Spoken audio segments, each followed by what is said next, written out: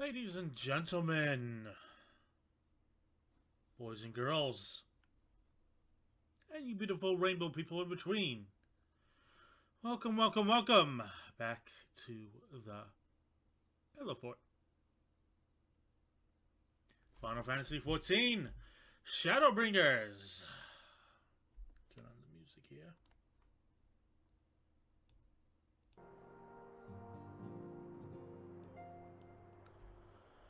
I hope everybody had a lovely Monday.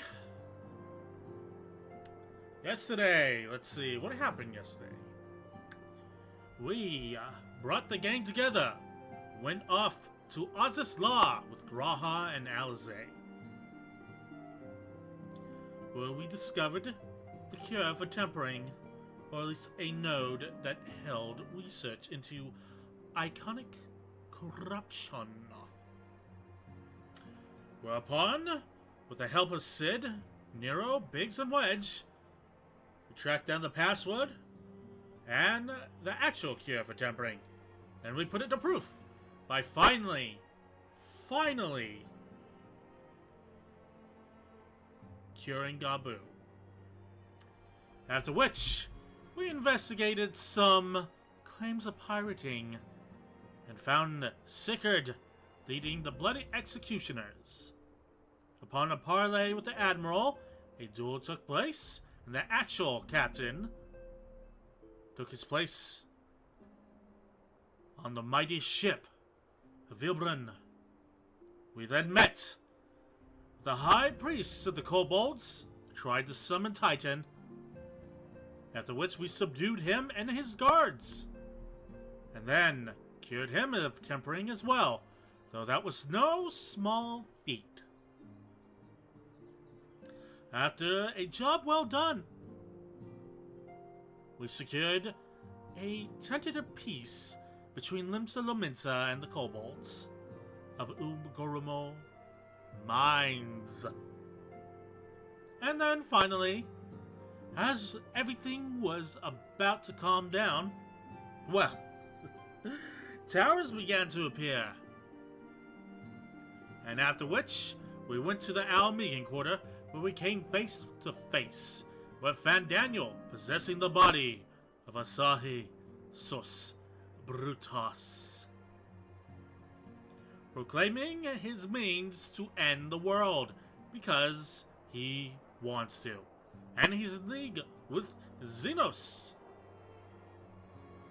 And here we find ourselves at the end or the beginning of the next arc. So let us proceed, shall we?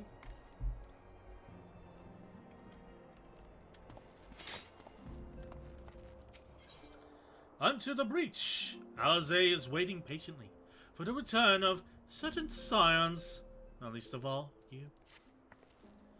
Good news, Indolent. Thancred and Uri Ange have finished the tour of Growlermold and are on the way back here even as we speak. As we still haven't heard anything on the towers from the Alliance, I'm hoping that they might be able to shed some light on things. They're due to arrive any moment now, so let's see what they have to say, eh? Alright, let's see. Turn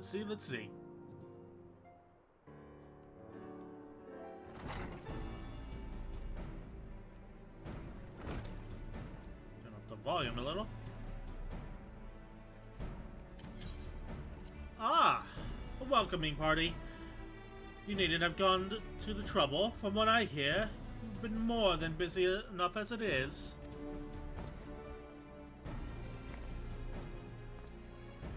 Honestly, you might have waited for me to return before discovering a cure for tempering.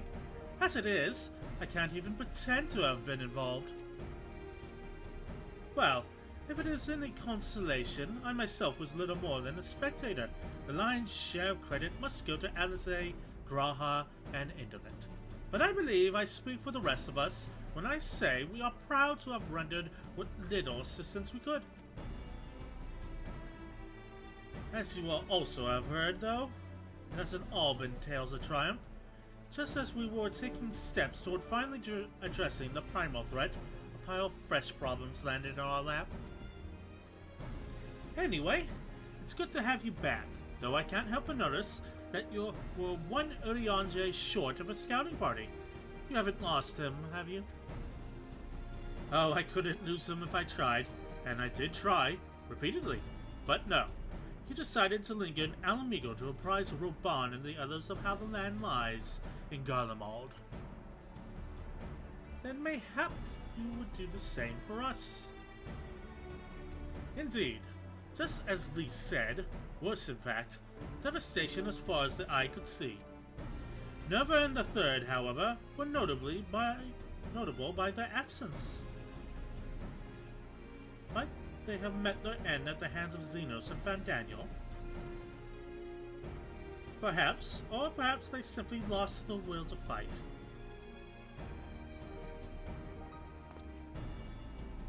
You see, the capital has been plunged into a deadly silence, with one exception, the Imperial Palace.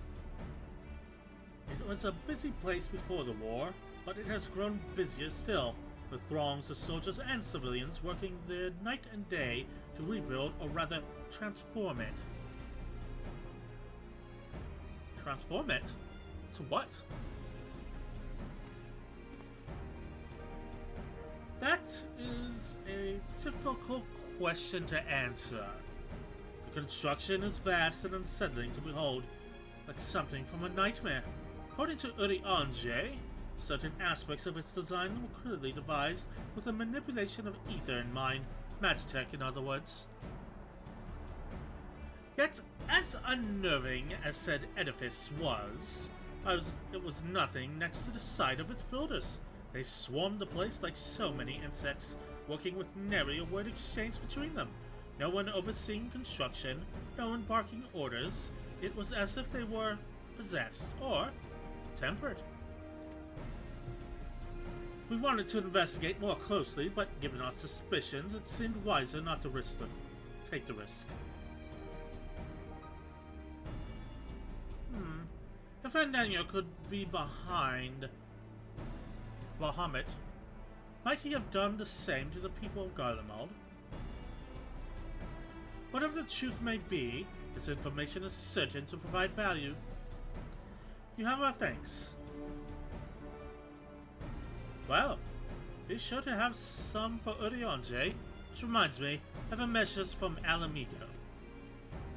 Roban is hosting a meeting to discuss the latest findings on the towers, and he requests our presence. Then, why not leave that to us? You must be worried from your mission. No, I'm fine.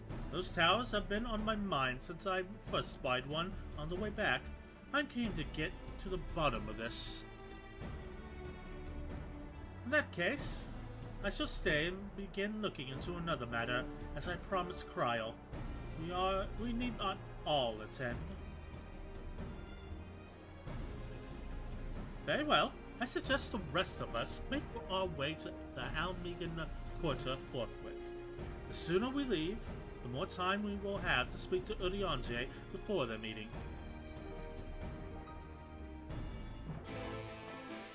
Let's get to it. Take a drink of water.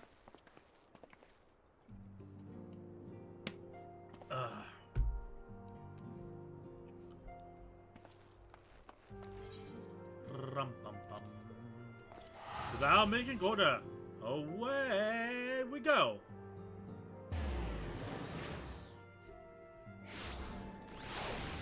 Activate Nanivot.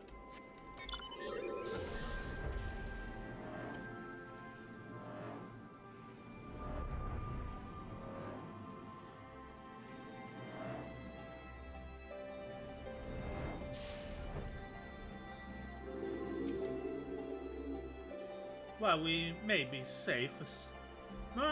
safely assume that the Talaferoi are behind the works being carried out on the Imperial Palace. We can only guess at their purpose. The royal menagerie is still close to civilians. Fandaniel and his pets certainly left their mark. Although I was only in Revenant's Toll a short while, I managed to squeeze in a brief drink with Fleerman. Spring water only, it being a flying visit. I wonder if there have been any developments regarding the Malta abductions. It can be no mere coincidence that the incidents began occurring just as the towers first appeared. Hey, Rionje! Ah, my friends, much and more have I heard of your travails and absence. Heartened I am to see you all hail and home. As are we to see you safely returned from your mission, Rionje. I trust Thancred made you feel welcome. Well, if it isn't Alphino and his merry band. Hey, Arnveld! Arnveld, whatever are you doing here? When we spoke via Leakpearl, you told me you'd be away on mission. And who's to say this isn't part of it? But enough about that. It's good to see you looking so similar. I thought you'd have grown a bit taller after a whole year in another world, but apparently not. Well, I'm sorry to disappoint you. While my soul may be a year older, my body has hardly aged, as you are well aware. And may I remind you that we Elzen are known to be late bloomers, especially in terms of our height. Mark my words, the day will come when even a great Aurochs, such as yourself, will crane your neck to meet my eye. Yeah, that'll be the day.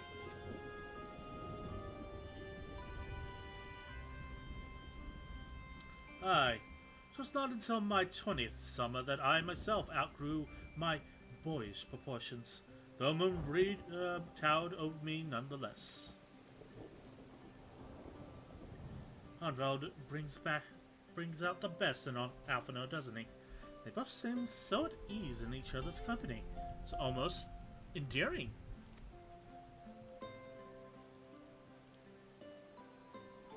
So, what exactly brings you here?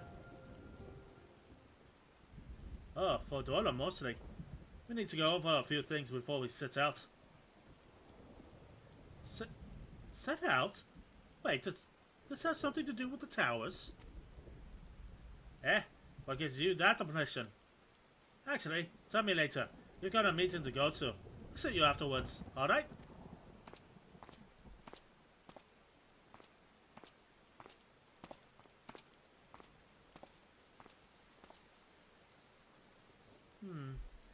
If Odola's going with them, that must mean... My apologies. As Arnvald rightly pointed out, we have a meeting to attend. Let us be about it.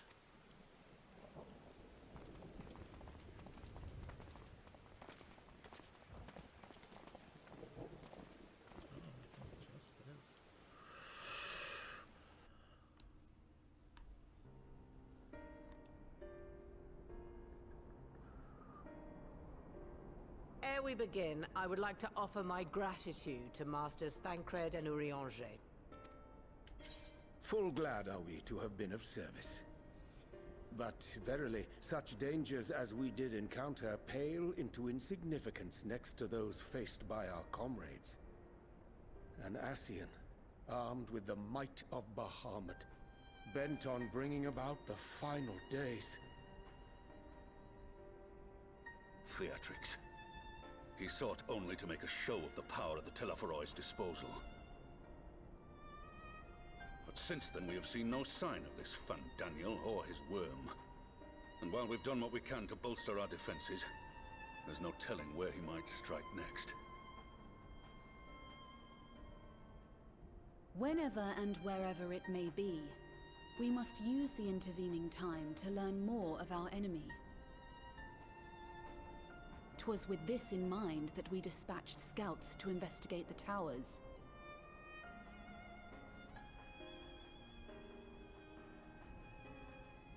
Our advance party took longer than expected to return. And when they did, They tried to kill us. Luckily, I'd seen that sort of thing before, and we were able to restrain them before they did any harm. Then it was just a matter of letting the Porksies do their work. Are you saying they were tempered? Once they'd come back to their senses, they told us everything they could. It seems that just as they were getting close to the tower, they heard an ear-splitting roar. And that was the last thing they remembered. But what worries me most is what they were saying right before they attacked. Glory be to Garlemald.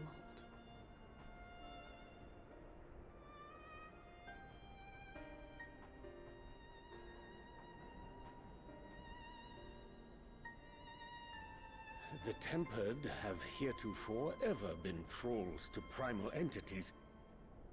Yet these hapless souls were compelled to accept a nation as the object of their devotion. This calleth into question all that we know of the condition. Would that the unsettling news ended there. Alas, there is more. Following the earlier reports of missing Amalja, we have learnt that other beast tribes have suffered similar losses. And we now have reason to believe that the abductions are connected to the appearance of the towers.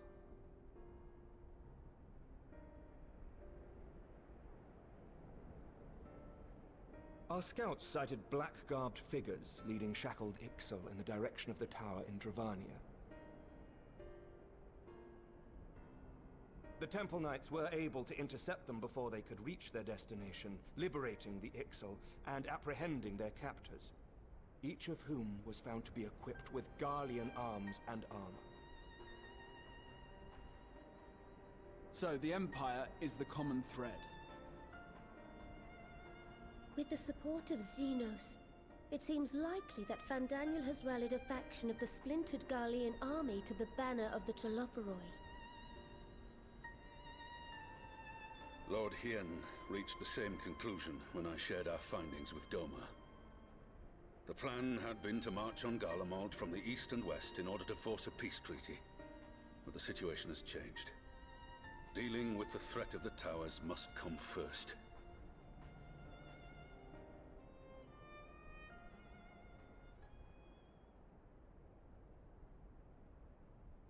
Given the nature of the enemy and the proven risk of tempering, I could think of few suitable candidates to aid in this task.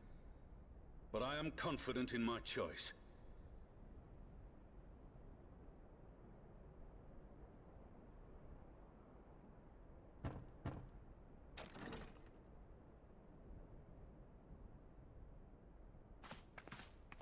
What?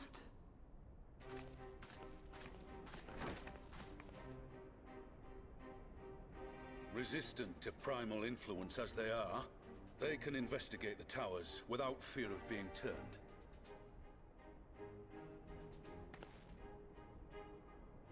We are glad to put our gifts to use, Commander.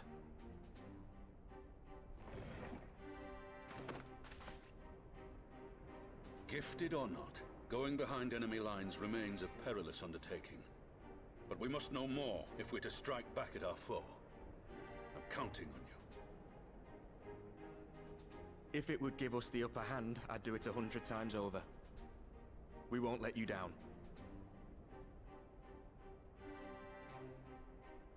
That concludes the briefing.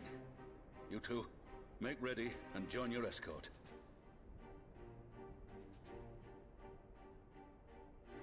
Are you certain about this, Arenvold?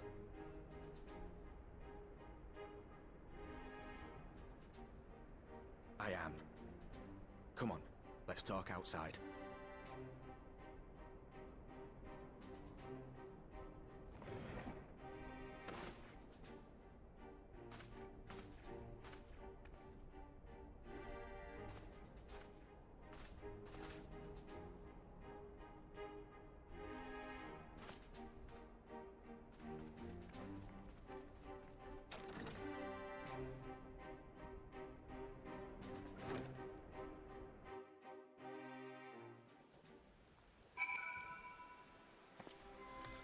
Ah, that is the most clothing I've ever seen for Dorla wear. She looks good in uniform. I like how the meeting also just sort of ends after that. Hey, for Dorla. If it's small talk you're looking for, look elsewhere. Ah, thorny as per usual.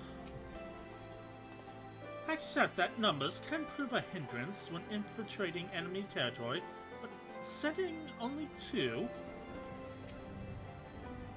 Well, now that that's out in the open, don't have to keep it under my proverbial hat anymore. Wasn't under there long, Arnveld.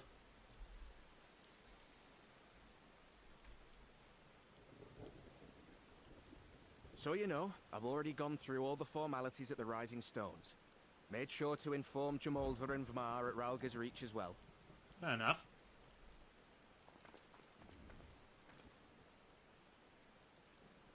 Arenvold, I admire your enthusiasm, but this is far more dangerous than anything you have done before.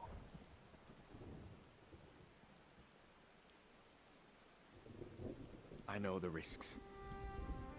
And I also know what's in store if we don't stop Fandaniel from carrying out his plan. With this power of mine, I can make a difference.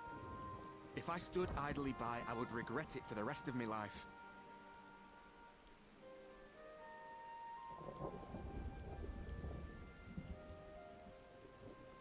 And you, Fordola? Is this what you want? What are you asking me for? It's not like I have any say in the matter. Oh, Bard. Don't pretend. We both know Commander Aldin gave you a chance to refuse. And you didn't.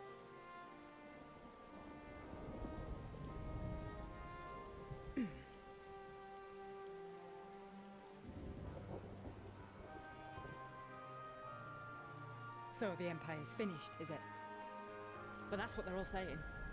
That the great and glorious Garlemald slit its own throat. And now, from out of its twitching carcass crawls the Telophoroi with bloody Xenos at its head! I fought for Garlemald. Killed for Garlemald. What was I part of? I need to know. Whatever it is, I need to know. Fair enough, $4. You deserve that much at least. Very well. If your hearts are set on this, I shall not stand in your way.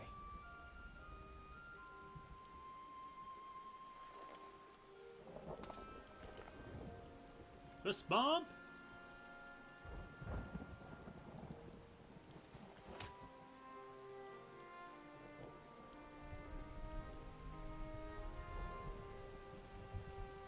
If you finished with your touching display of camaraderie, I have a question. Which tower are you planning to investigate, exactly? Well, the one in Girabani is said to be tightly guarded. It's patrol after patrol out there, apparently. We'd be spotted before we got anywhere near it. Which is why we've set our sights on the one in Pagalthan instead. There shouldn't be anything like as many Imperials to worry about down there. Pagalthan? Even so, I doubt the local Amalja will look kindly on it if they catch you sneaking around in their territory. Fordola and I had a chance to learn the lie of the land in our previous forays there. We might still find trouble, but at least we won't lose our way. Fair enough.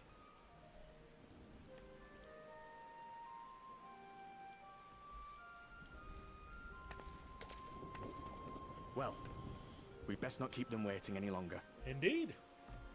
Ugh. Mayhap when all of this is over, we could take another trip to Loxeld. I would have you know I've become a rather capable swimmer since our last visit. Ha! Doubt. Ha! I'll believe that when I see it. Though, to be fair, getting into deep water does seem to be a scion's lot in life. Take care, eh? Fair enough, yes, this is true.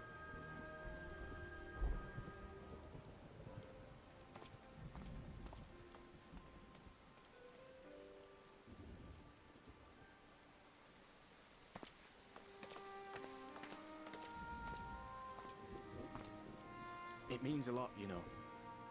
You coming with me. Well, still owe you for saving my skin, don't I? Can't return the favour if I'm not there. I dare say you'll get your chance before long. That Fandaniel sounds like a tricky customer. Too much for the likes of me, anyway.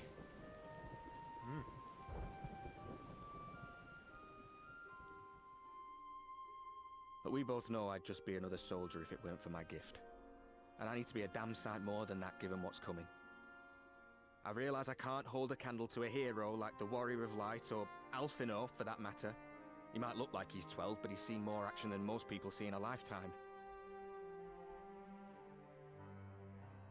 No, the fact is I'm nothing like them, and maybe I never will be. But I'll be damned if I don't try.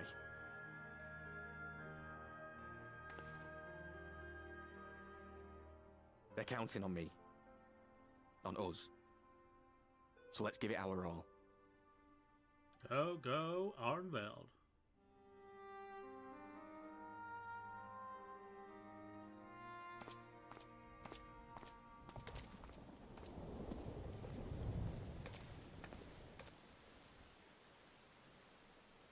He does not want for conviction, that much is certain. So let us have faith in him. Him and Fordola both. Fair enough. While they see to the towers, I would attend to another task. Chasing down this lunar Bahamut. Grand Central Station. Bloody thing. Can you hear me? It's Tataru. I'm happy to say we've managed to find Estinian. Oh, good. And I'm sorry to say he went running off again the moment we told him about Bahamut. Ha! But he did mutter something about heading to Ishgard, so if you're quick, you might still be able to catch him. Always positive, Tataru.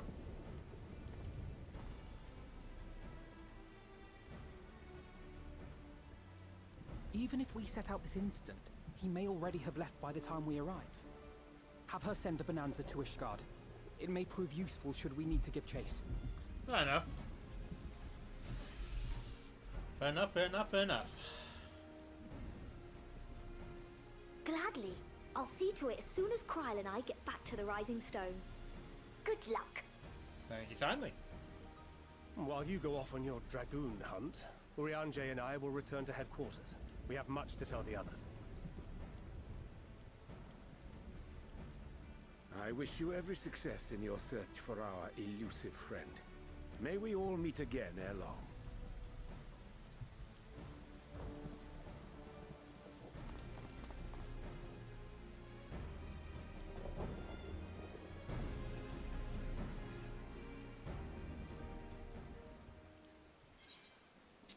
Alrighty.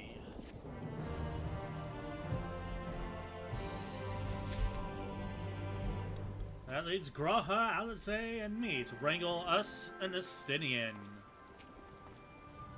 Estinian Warblood, Runblood, the Azure Dragoon. His was another name that featured prominently in the history books. It will be fascinating to meet the man in the flesh. I wouldn't count on it. I get the impression Arnvald is a lot more apprehensive than he lets on. He will have been grateful Alphino was there to see him off. What have we got? Pizza! Yeah! A simple but satisfying dish of thinly worked through dough, topped with tomatoes, cheese, and baked in a wood fire oven until crispy.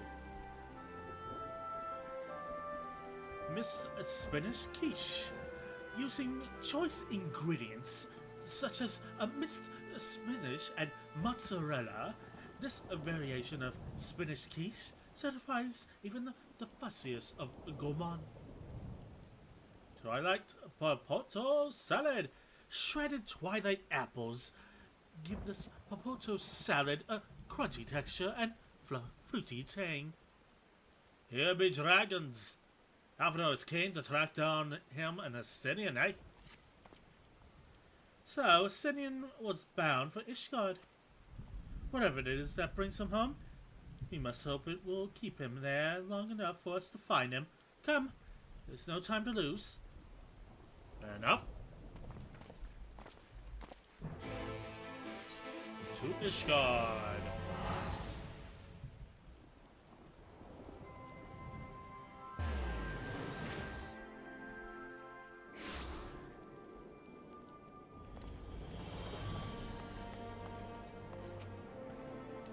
Assuming we find him, this will be my very first encounter with the famous Astinian, and if he's half the man Alphinaud claims, I fully expect to go weak at the knees, perhaps do a bit of fainting while I'm at it. I've only visited Ishgard once before after the devastation of the 8th Umbral Calamity. To see the place in its former, forgive me, in its original glory is a tantalizing prospect indeed. All present? Good. Let's split up and search for Astinian. Since we're relatively new to the place, Graha and I will look around the open spaces, squares and markets and whatnot. You and Indolent can delve into the nooks and crannies. Very well. Let us reconvene at the airship landing later, with or without Astinian. Good luck.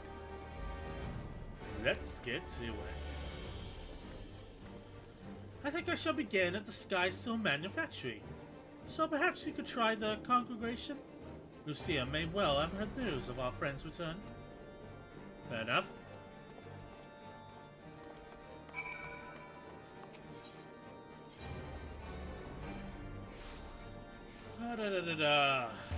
Right.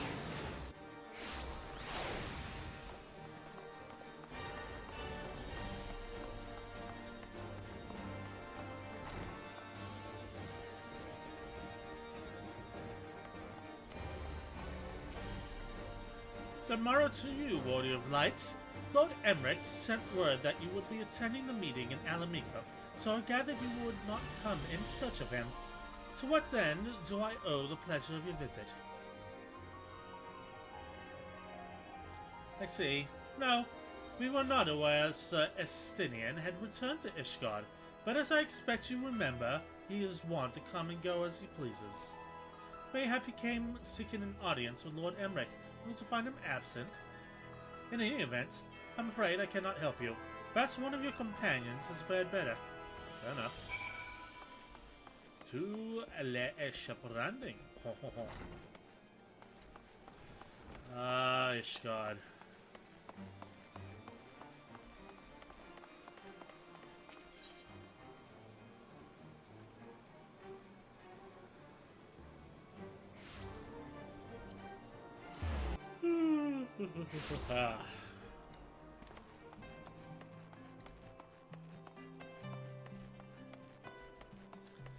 Let's see what we got.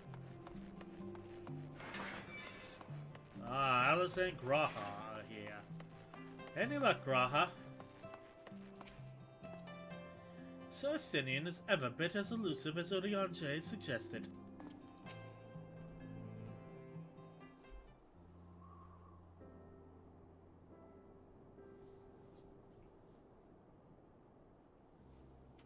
No luck then, I guess. No sign of him.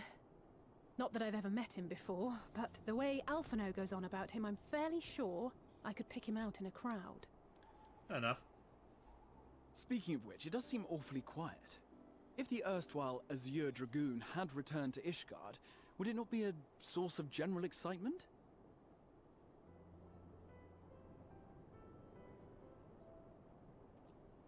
Hey, there he is. First the Scion's Coinkeeper, and now you. I'm beginning to think these meetings are more than mere coincidence.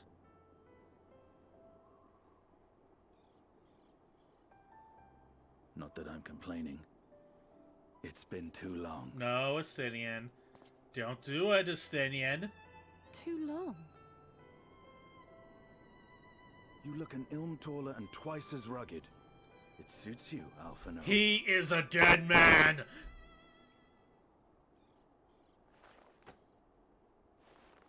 Oh, dear God. He's gonna get murdered. We're not gonna have Astinian. Have you been giving him lessons on how to be the strong, silent type? Oh no! Oh no! I am not Alphino! Oh dear God!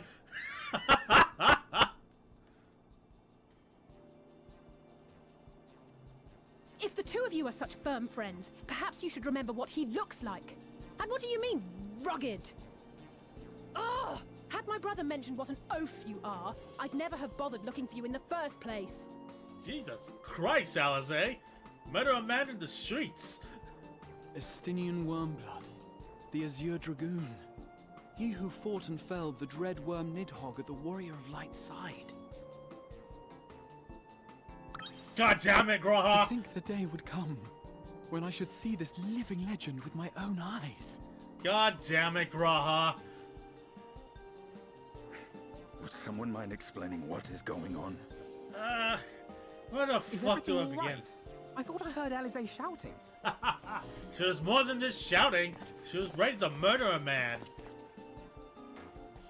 Estinian! It's been too long.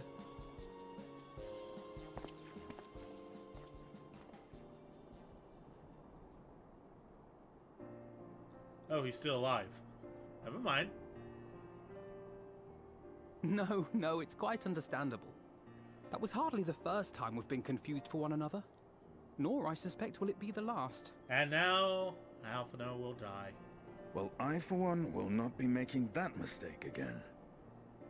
What I will say, for the second time today, is that you've grown. Inside and out. I can tell. Ah, Stinian, you big lug. One can't remain a spoiled little lordling forever, you know. Not for lack of trying.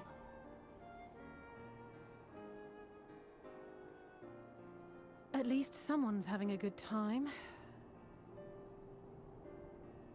You know, when we were growing up, Alphino would never befriend other boys because he couldn't stand the thought of not being in charge.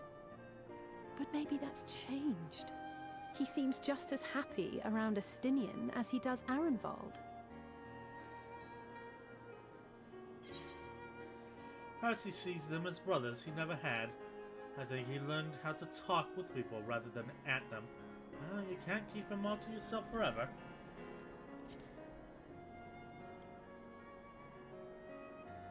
I wouldn't be so sure. He still loves nothing better than the sound of his own voice. Fair enough. Fair enough. No rest for the righteous, eh? Speaking of which, I was just on my way to borrow an airship to take me to Azisla. Headed back to Azisla again. Azisla? How could I forget?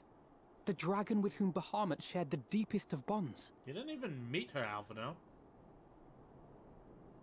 Aye, Tiamat, his mate. Even now she remains imprisoned on Azisla, though her remorse binds her faster than any shackle. I see. As the one who first summoned Bahamut, you believe she may be able to shine some light on his latest incarnation. Might I suggest that we make the journey to Azisla together? I'm not sure if Tataru mentioned this, but we Scions have an airship of our own now.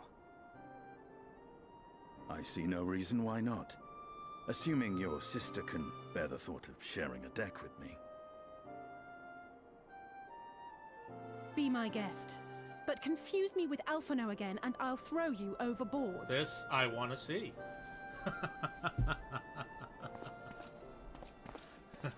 Ugh!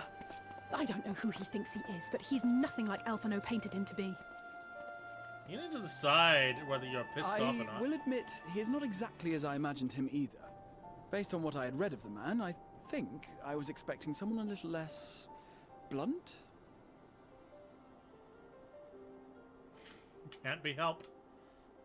Cannot be helped.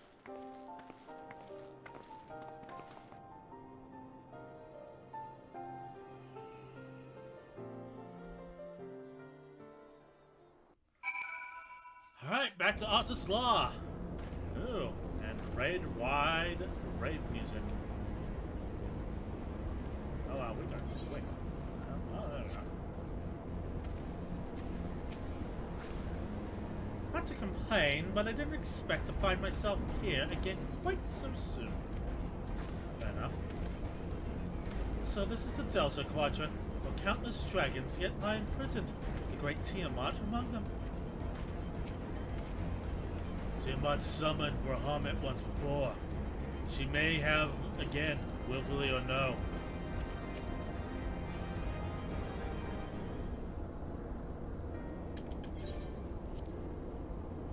It has been quite some time since I last set foot in Oz's Law, but I understand the three of you were here rather more recently. I don't suppose you chanced to meet with Tiamat during your visit? Alas, no. We had no cause to set foot here in the Delta Quadrant, but I have studied the relevant records, which is not to say I wouldn't appreciate a first-hand account of your dealings with her. Well then, Indolent. Well then, Indolent is the person to ask. As far as I know, he's the only one to have met Tiamat face to face. Even now, she remains a prisoner of the Algen Empire. Just say it helped that Midgard Soma was there to introduce me.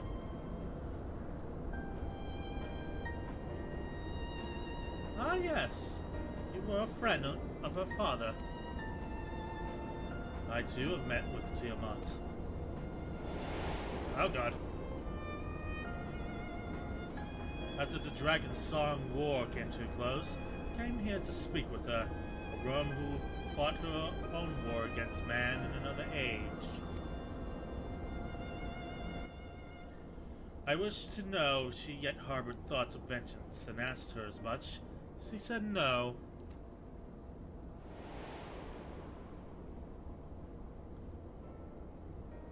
My hatred for your kind was extinguished long ago. But the guilt she feels for the resurrecting of Bahamut burns on undimmed. It torments her even now. I see. Then your original reason for coming here was out of concern that Tiamat had been forced to summon Bahamut. Nidhogg is a part of me. I feel his emotions as my own. I know that he would not allow his sister to be made a tool of evil. In his absence, it falls to me to watch over her. Fair enough.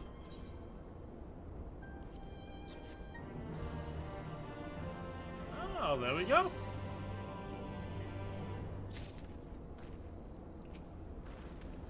Our grandfather sacrificed everything to protect the realm from Bahamut.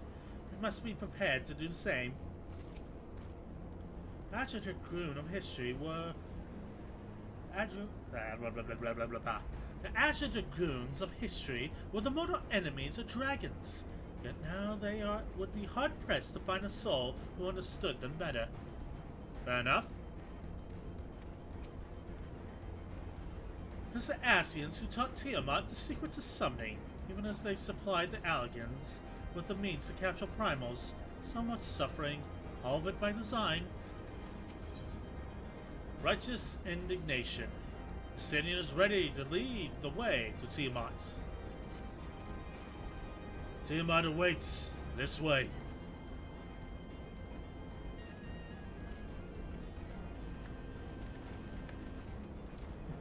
Let us roll.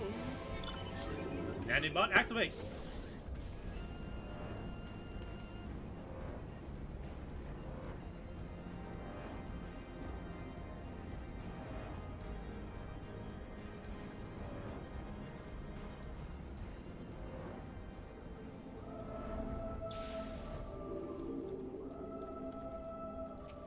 Thoughts?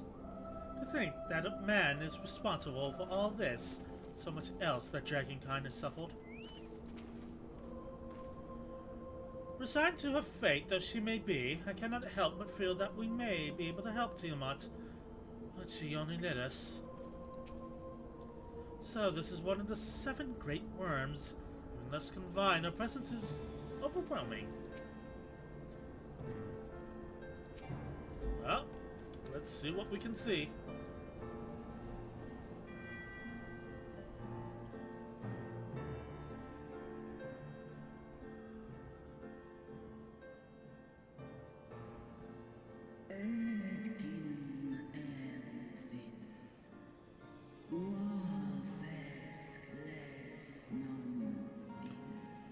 my sire's mortal companion. What bringeth thee back to this forsaken place, child of man? It's plain she knows naught of recent events. Perhaps you should enlighten her. Can do. So, T-Mart, here's an update on the news. Picture this. Lunar Bahamut.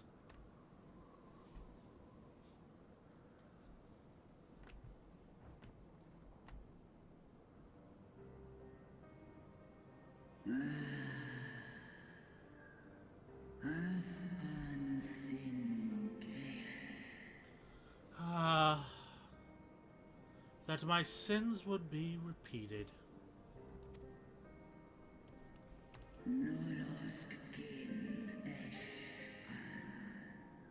I sense not the faintest stirring.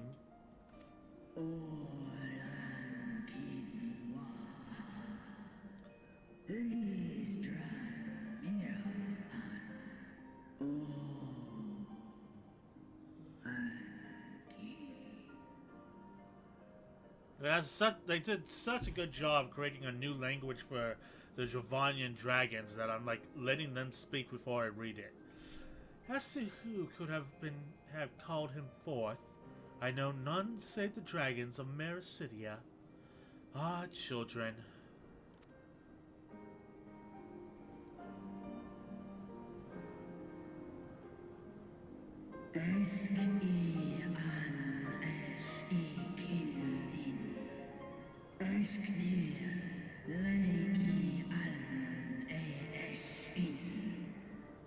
The icon claimed the souls when first he manifest, and robbed of their will, they became tools for the Algans' dark designs. Much like those held here in Asisla. If dragons who worship Bahamut are required to summon him, that must mean...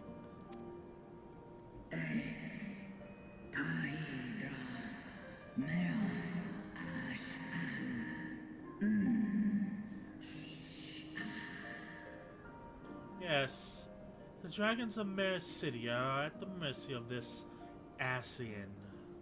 There can be no other explanation.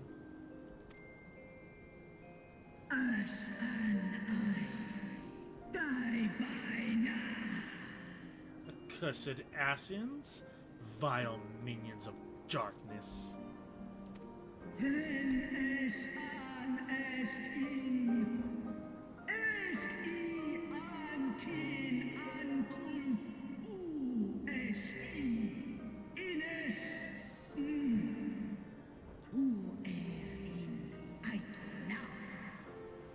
Again, you have profaned the memories of my beloved and stripped our children of their freedom, their dignity. Are there no depths to which you will not stoop?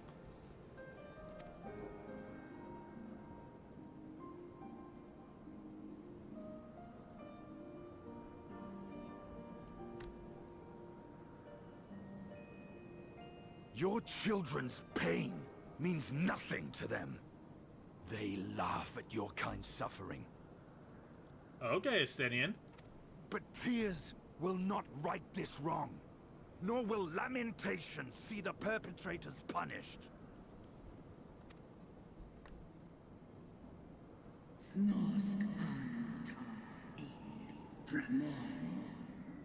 What wouldst thou have for me, Slayer of Dragons? Behavior befitting a great worm.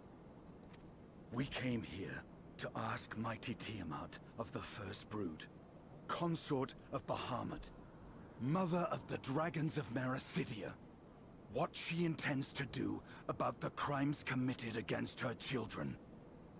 Holy shit.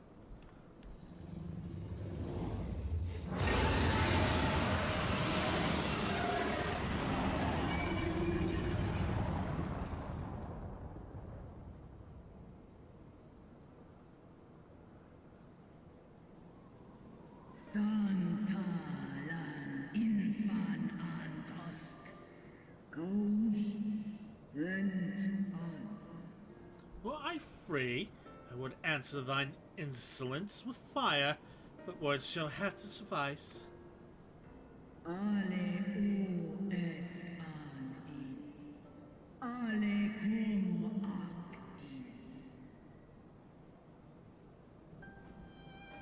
Recall, mortals, that it was I who did first summon my beloved, praying with all my being to bring him forth. You who contend with icons cannot well be ignorant of the consequence. You too were exposed to his influence. That you are yet in possession of your own will is testament to the indomitable strength of your soul. But were you to meet with Bahamut again, you fear you might succumb.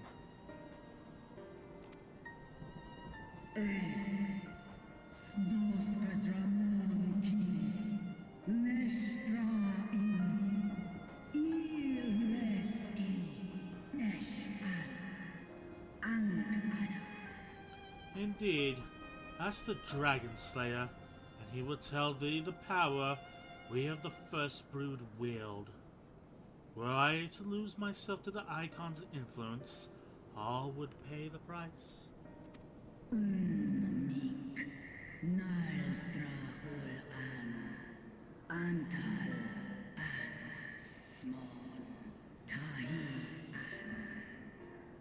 But it is of little matter, for even if I had the strength to resist, I yet lack the strength to break my shackles. This prison shall be my tomb.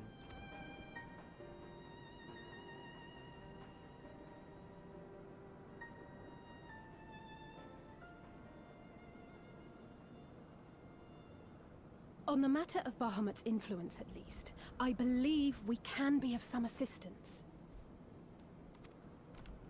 If you're afraid of being enthralled, don't be. We have a cure. And while we've never tried it on one such as you, its basic principles are universal.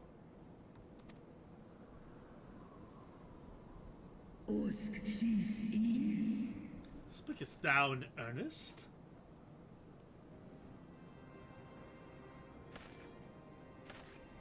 There is no future for those bound to the past. That you committed a terrible sin, I do not dispute. But if you feel remorse, you may yet make amends. We offer you that chance. Take it, or you will forever remain a prisoner, not of these cruel shackles, but of your own guilt.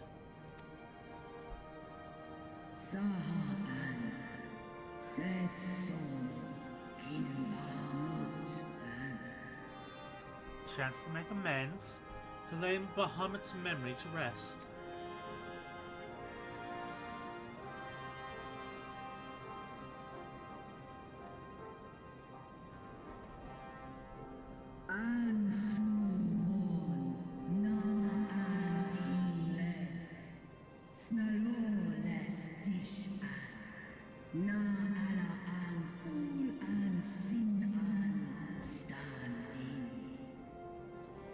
When our own star faced annihilation, Hydaelyn granted us sanctuary.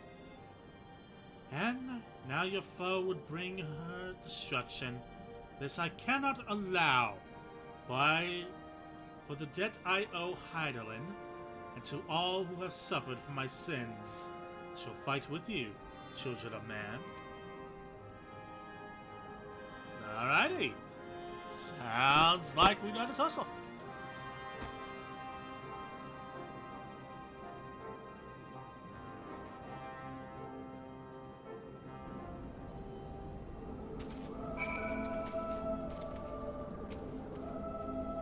It would seem she has some pride after all. Let us see if she's as good as her word. I confess my heart was in my throat when Astidian thought to berate her, but it appears to have the desired effects. I won't make up for what she suffered at the hands of man, but if there's a chance we can free her, truly free her, we owe it to her to try. And what about you, Graha? While the Porxies have been shown to be effective in curing the tempered, Tiamat must be considered a special case. She is far larger and immeasurably more powerful than any subject thus treated thus far. Were we to remove her restraints, only to find that the process had failed, we would be hard-pressed to contain her. Then, before going ahead, we should learn as much as we can about the exact nature of her condition. Do you suppose we can find that information here? Well, yes we can. We can indeed. The Algans kept detailed records on all of the notable captives. I know exactly where to look.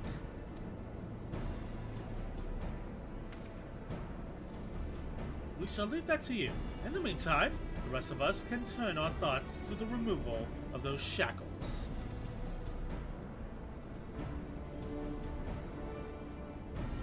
I know Alphino and Indolent here well enough, but not you. Are you certain you're ready to see this through? Rest assured, Sir Stydian, I am both ready and willing to give my all for the sake of this star, though that is not my only reason for wanting to set Tiamat free. While I do not claim to know all of her sorrows, I too once found myself in a prison of despair, and I well understand how hard it can be to dare to dream of escape. It took the encouragement of braver souls than I am to make me take the first step towards a brighter future. And now, I would help Tiamat do the same. I gather you are not as young as you look. Mayhap when our work here is done, we could trade tales of a part of Tataru's famous deed. And be indebted to her for the leaves and hot water? I think not. I see. Returning swiftly to the task at hand, then. I believe the nodes governing Tiamat's restraints are located in the sector known as the Flagship. Ah, yes, we are familiar with that. The Etherochemical Research Facility in particular. Oh, you may wish to take this, a spirit vessel containing a small amount of my blood. Good thinking, Graha. Good thinking indeed. Which you just happen to be carrying around with you.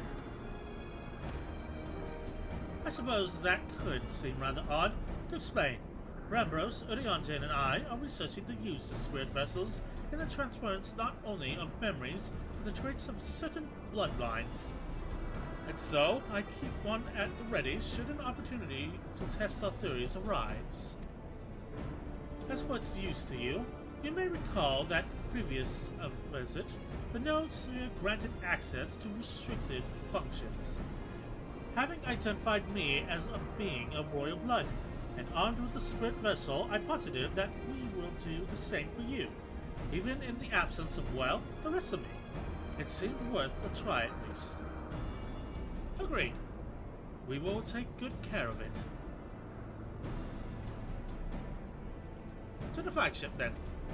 Alright, and away we go. Take a good drink of water.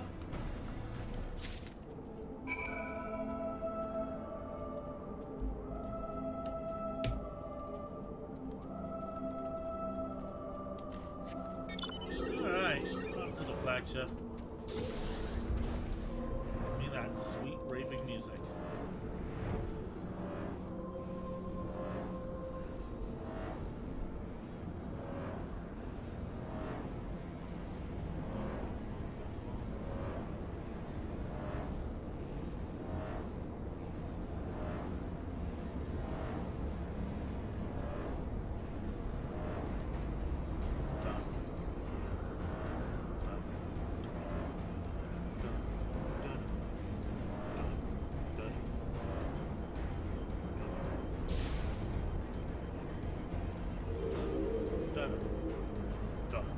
Done.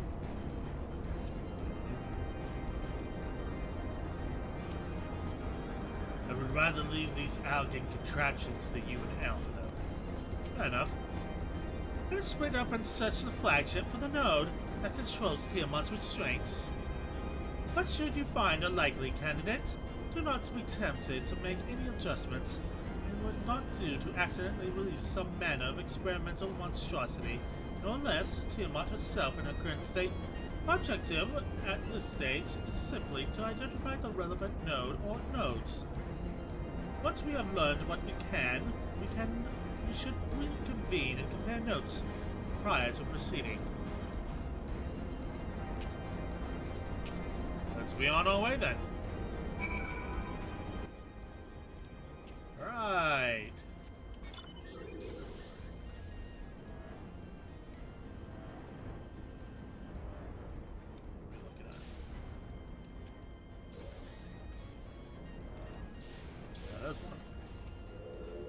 Malodrosius node. Friction between metallic components detected. Temperature increasing to critical levels. Please replace the damaged parts or retreat to a safe distance.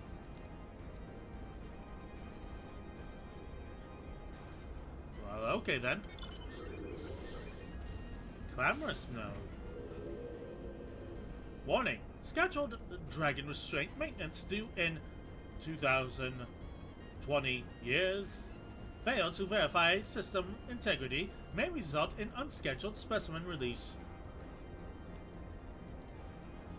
Okay.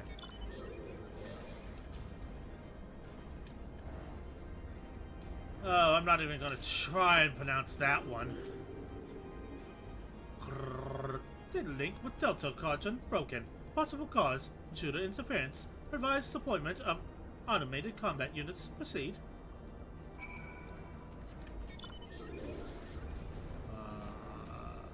Okay.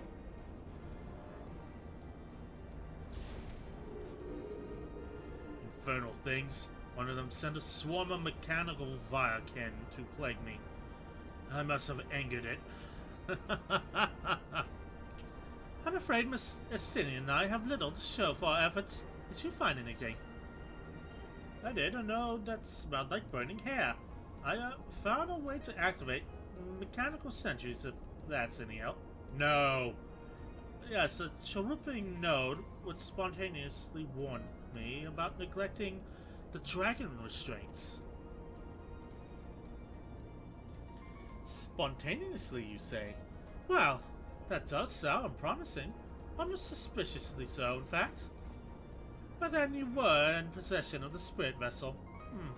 I dare say it is indeed the node of which Graha spoke. If it was a chirruping, you say? Very well, let us take a closer look. Alright, and away we go.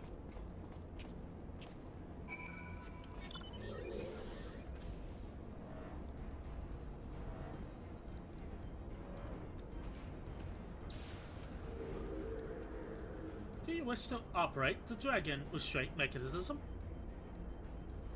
Do you not have the requisite access privileges? Operation of dragon restraint mechanisms may only be undertaken by the chief technologicalists and members of the royal family. Or those with a vessel full of royal blood, yes? Field trialed spirit vessel.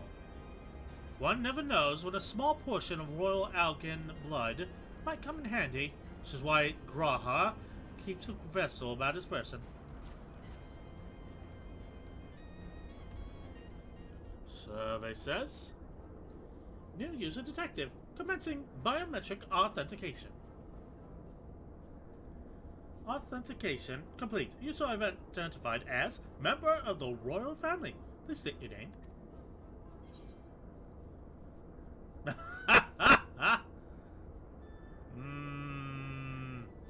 Oh, this is tempting. Oh, this is tempting. Alvino Louvier. Alvino Linguidi.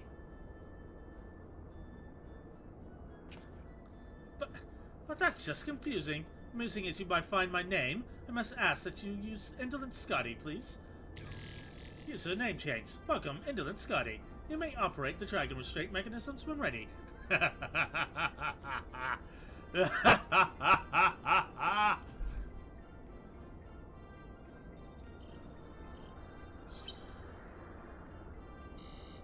Arrow, unable to disengage restraints of specimen Tiamat. A system update is required. System update? What do you suppose it is asking of us? I could hazard a guess.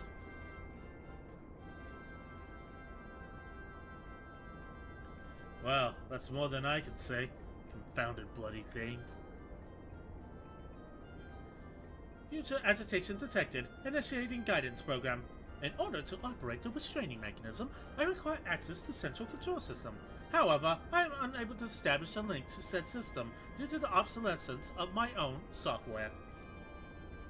The issue can be resolved by applying a system update using the corresponding terminal located within the flagship.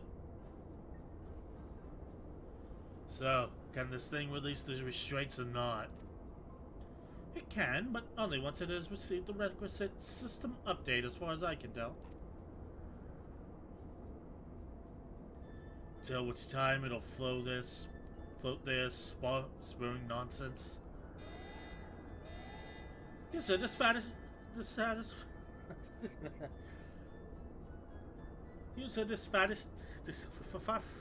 that word.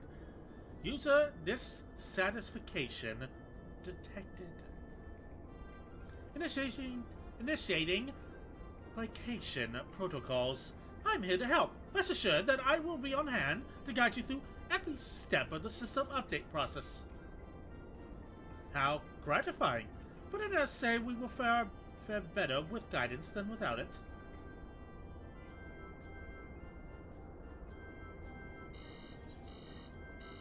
Stop pissing it off, Astidian.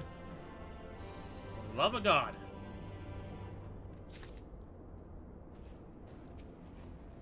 Sid and his colleagues always make operating these Algan devices seem so easy.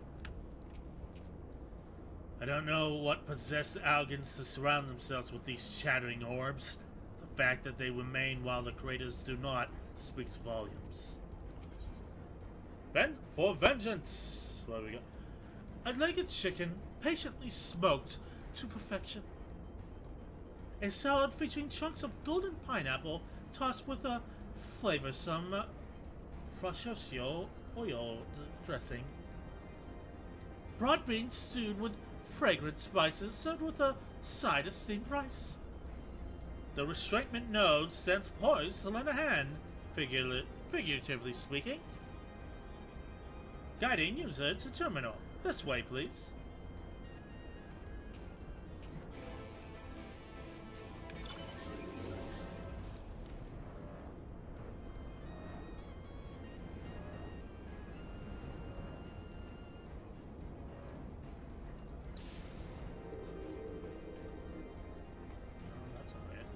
That is the wrong one. Okay. Oh, it's on the other side.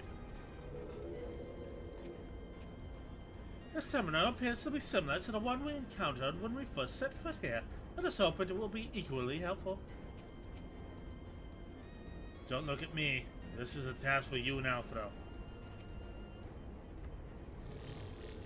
Oh, come on, Arsenian. Learn how to hack the planet. Let's see. According to the terminal, the central control system is presently employed software version 56.135. And dare I ask which version you are employing?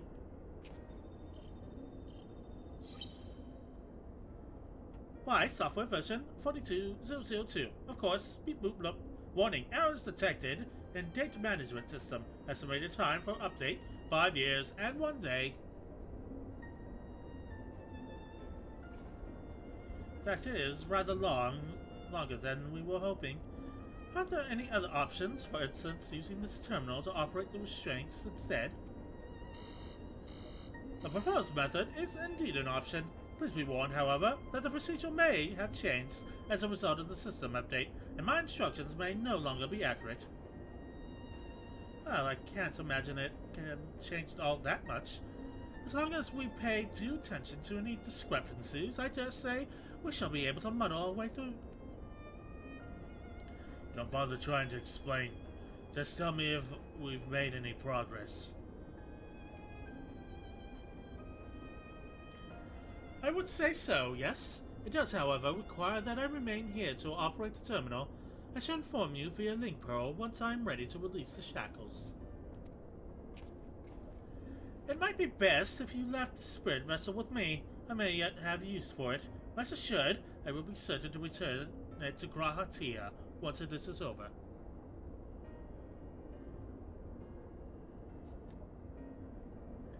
Just a little more work and Tiamat will be free.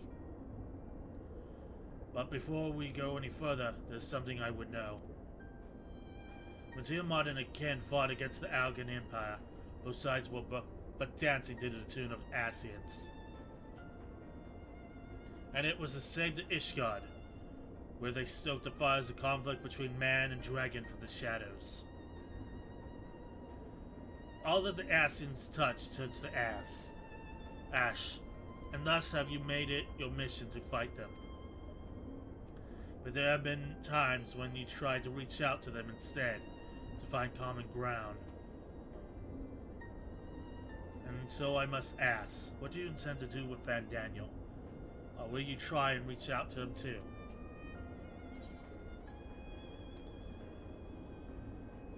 I will try, and if that fails, I'll remember him. Certainly, after I wipe the smile off his face.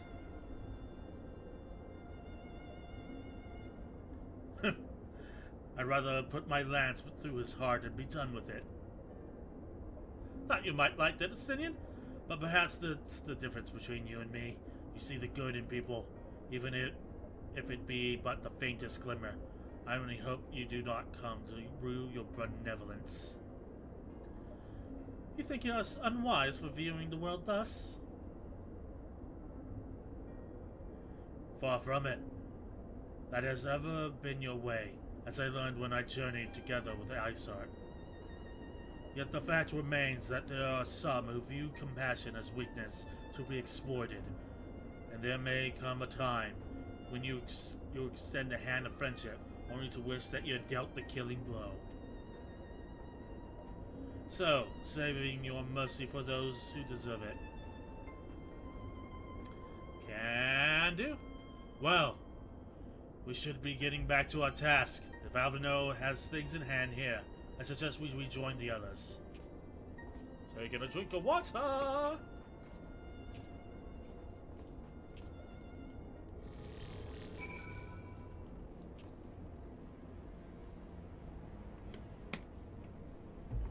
Alrighty.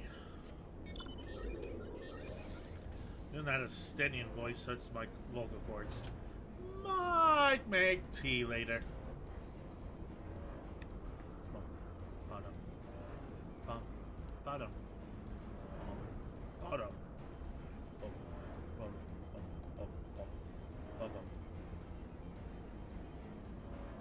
Let's get this raid on!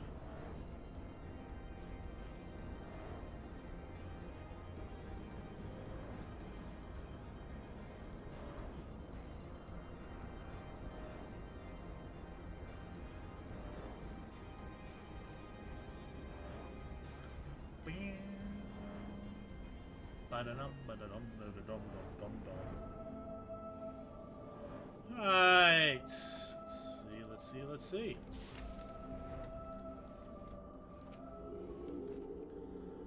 If this Vandaniel truly is without reason or creed, he's no better than a rabid dog.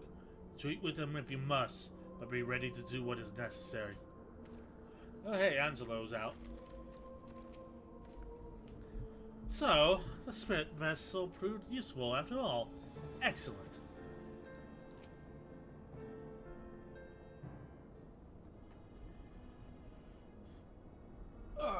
Stretch.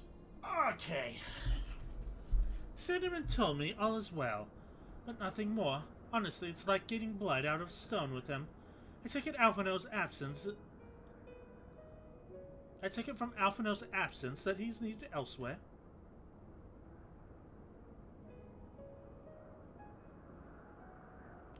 Well, that all sounds rather frustrating. But you got there in the end.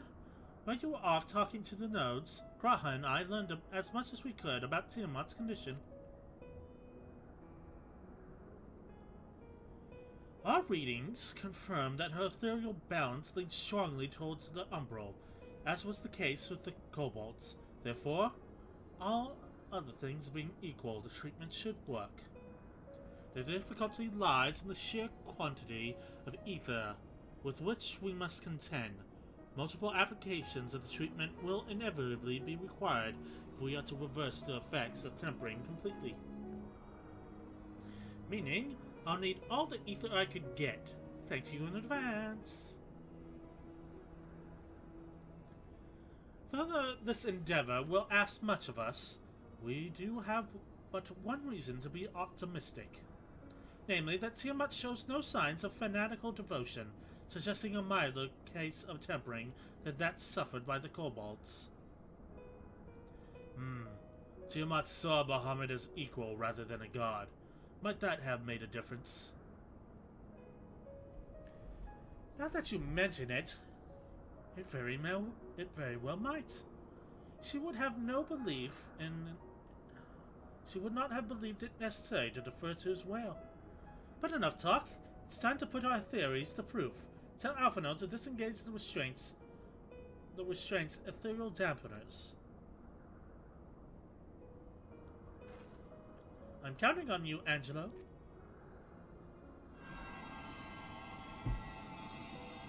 Go, go, bacon power! Ah, such warmth. The frost that shroudeth my soul doth begin to thaw. But what are these? Visions of days long forgotten, of war with men of Alec. Wherefore do such baleful memories return to me now? Could it be that the process of restoring a soul to its pre-tempered state is awakening ancient memories? Or might the opposite be true? If so, by helping her recall her past, we may be able to speed her recovery. Indolent, she trusts you. Speak to her. Ask her to tell you of times past.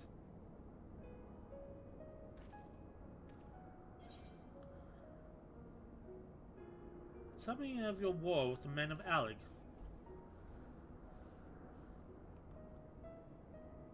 Wicked, bloodthirsty creatures, not content with their own lands, they've brought fire and death to Mericidia, our home. Oh, flashback. The tale began when Bahamut and I left our father's side. We took Ring in search of a place to make our eyrie. Beyond the southern ocean, we discovered a lush and fertile land. It would come to be known as Mericidia by the children of men, though many years were to pass before they crossed the seas.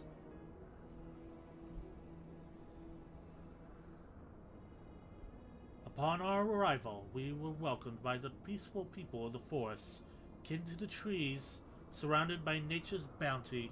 Bahamut and I found a place to raise our young.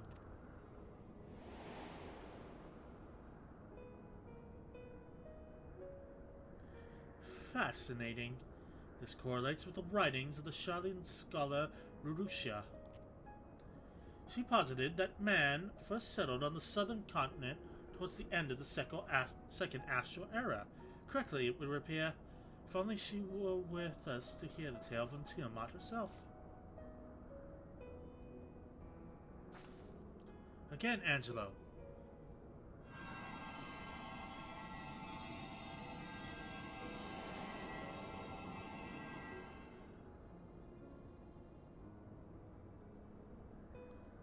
Oh, that's interesting looking creatures. What's that supposed to be? When first the children of men arrived on our shores, no foot did they set in. What the fuck? No foot did they set in those places over which we held dominion. That's a fucking sentence. Such was the fear of dragonkind, and as they kept the distance, so we let them be. Yet as the days went by, ship after ship appeared upon the horizon, bearing even more of their brethren, who divided the vast land amongst themselves. For a time they knew peace and prosperity, but as the numbers grew, the smaller their share came to seem, and soon they began to covet the territory of their fellows. Ere long, man fought man, blood was answered with blood, and none could see an end to the strife, until one day they came to us. Recognizing our wisdom, they entreated us to intercede in their conflicts. Bahamut agreed, and with him presiding over the affairs of man, land knew peace once more.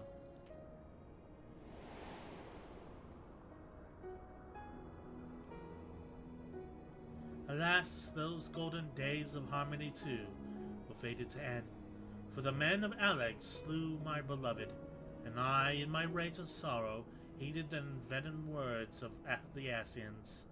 The rest thou knowest only too well.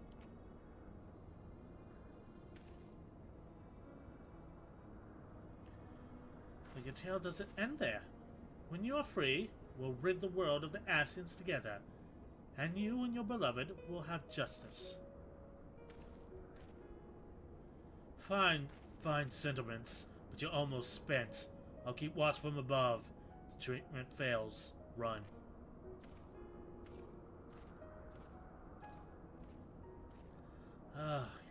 Thanks for the vote of confidence. I swear when this is over... Keep going, Alize. The magic is working.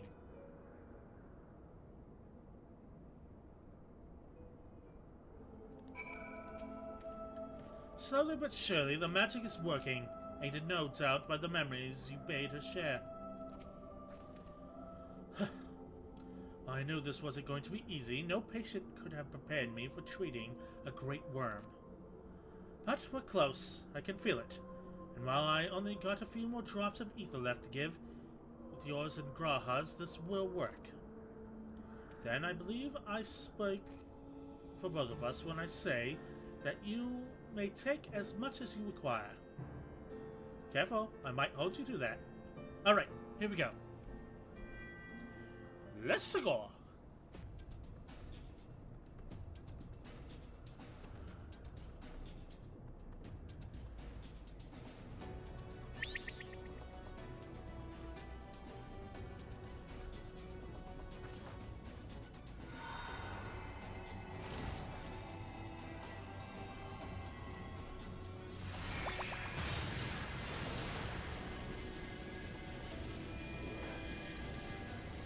Hyper Bacon Beam!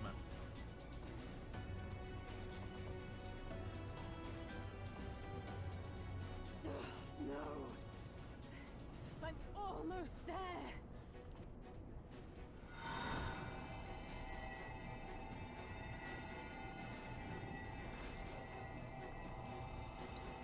By the power of Grayskull!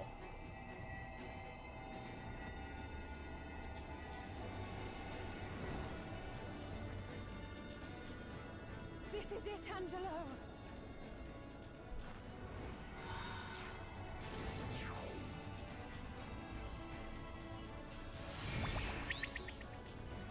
Go, go, Angelo power! Oh god, that's the line of the crystal.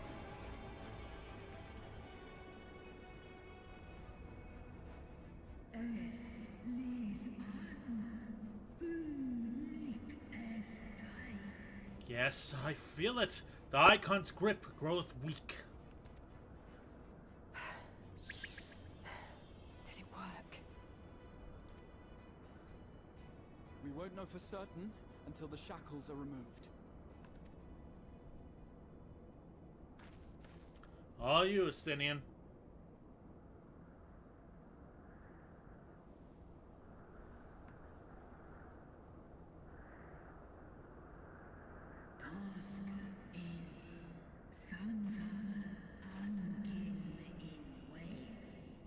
Answer me this, children of man. Can my kindred be saved in like manner? Many have been subjected to the Allegan's dark arts, their flesh irrevocably altered. For such tortured souls, I fear there can be no salvation. Ungin. my children.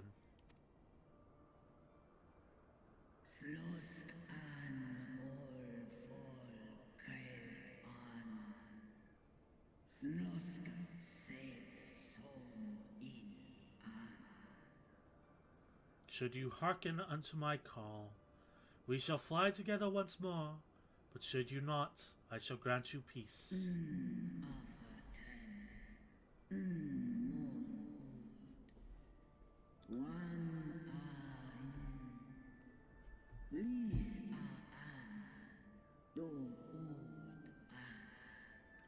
Better to die than live a tool of evil.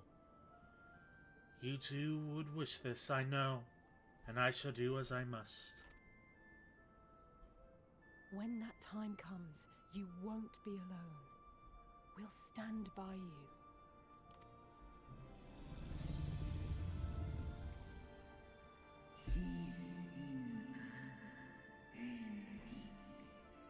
Thou hast my gratitude, little one. Alphino's ready. It's time.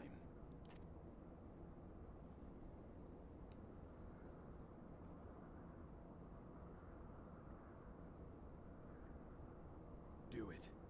And let's hope the treatment worked as it should.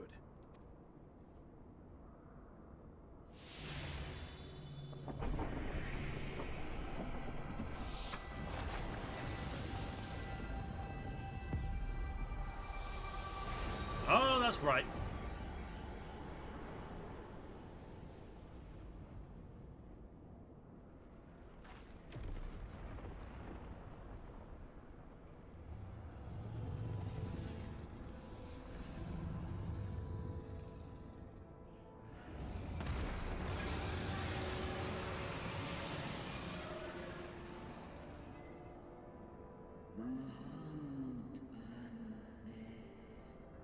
Bahamut, my beloved,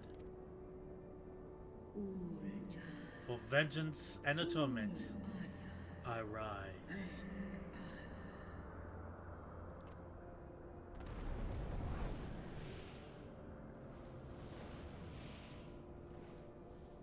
By the gods! Good job, Alizé.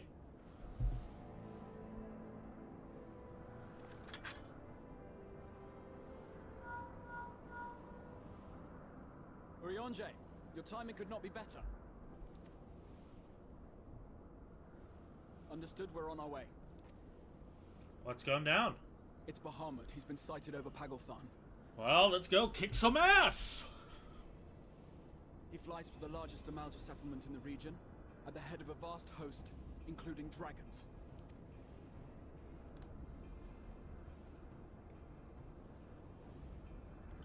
Did you hear all that, Alphino?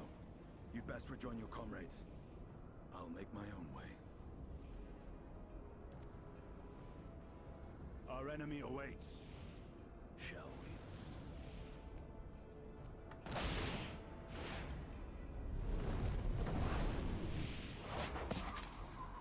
So are you just riding a dragon now, Stinian? Yeah, okay.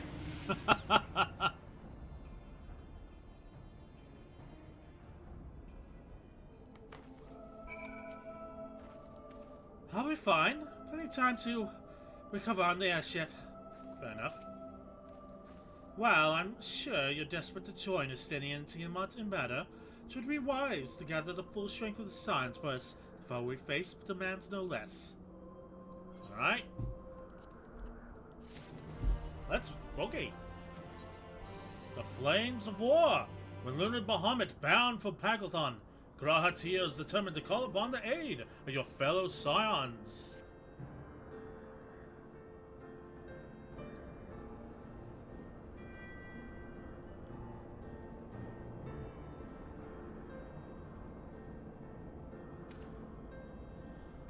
I've already sent word to the others. We are to rendezvous in Uldar at the Hall of Flames. Let us collect Alphino and be on our way.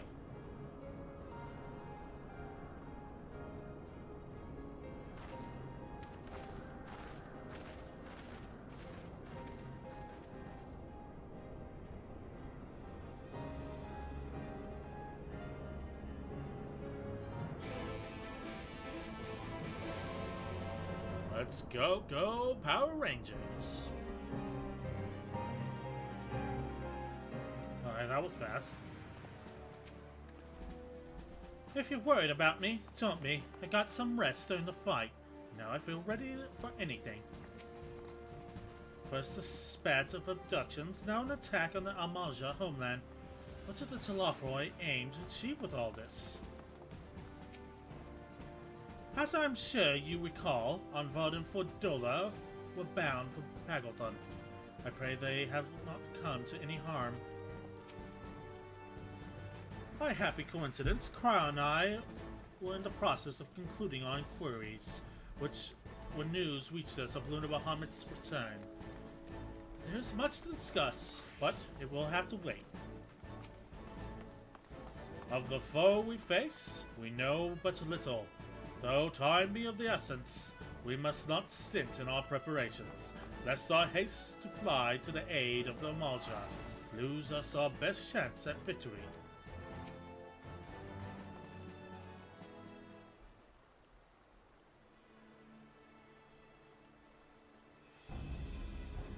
Now I know some of you could do with a rest, but I'm sorry to say that Telafroi have other plans.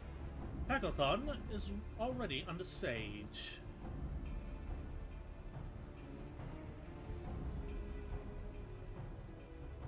Happily, the Mortal Flames have arrived just in time to join the defensive effort, with Marshal Terupin at their head. Well now, given the failure of the peace negotiations, I was uncertain how the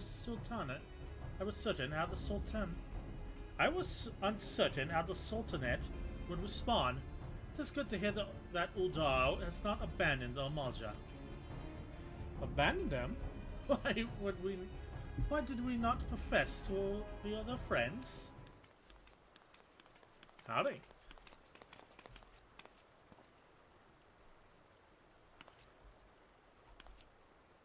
Your Grace? Marshal Terupin has made provisions for such an exigency and was ready to depart at a moment's notice. All that was required was the agreement of the Syndicate, each of whom voted in favor of the intervention.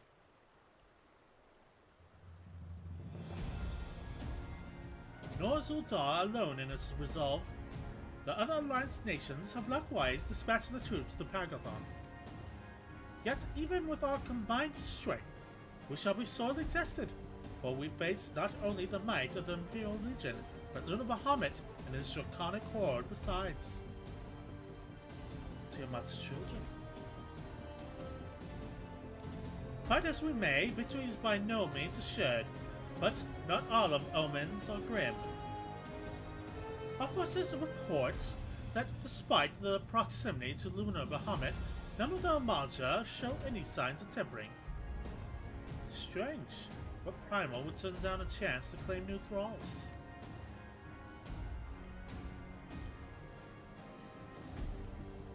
Unless it is incapable of doing so. Primals are not wont to serve a master, Ascian or otherwise. It may well be that Luna Bahamut differs in some fundamental manner from those who have previously encountered. If that were true, anyone could fight them, and Indolent and the others like him wouldn't have to shoulder the burden alone. Be that as it may,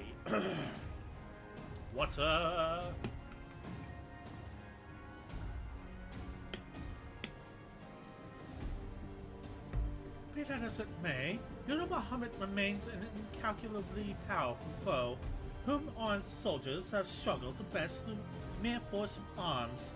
With the aid of the Scions, however, I believe they will fare far better, assuming, that is, you are ready to take to the field. An airship awaits to bear you to front. Pray set forth as soon as you are able.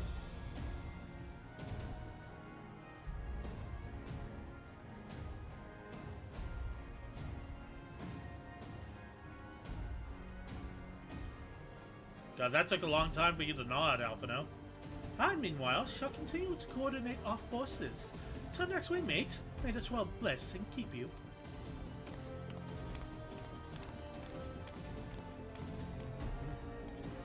It was kind of her to speak with us personally. You may be certain she has no shortage of other responsibilities. Well, I for one am inclined to do as her grace requests. Lest we forget, Arnvald and Fordola and Pagathon on reconnaissance. The sooner we save the day, the better the chances. Indeed. To the airship then. Alright, let's head out.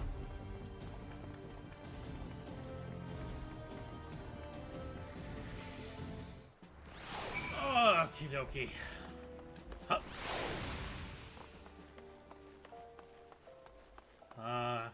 Good old done night music.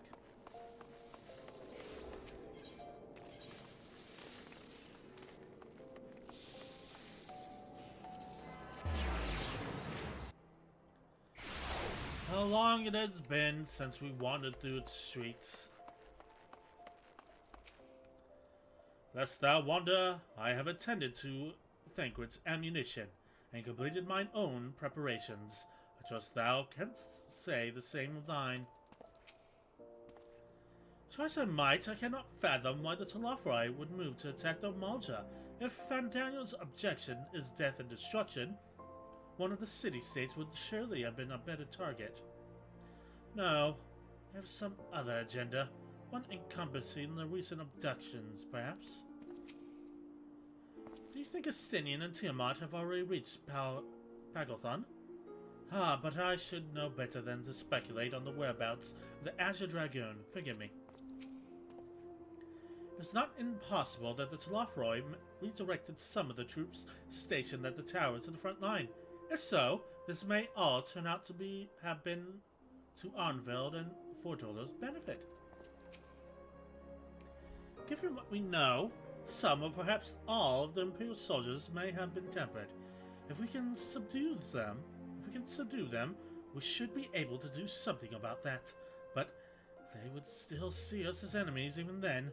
That said, they wouldn't be deaf to reason, which is better than nothing.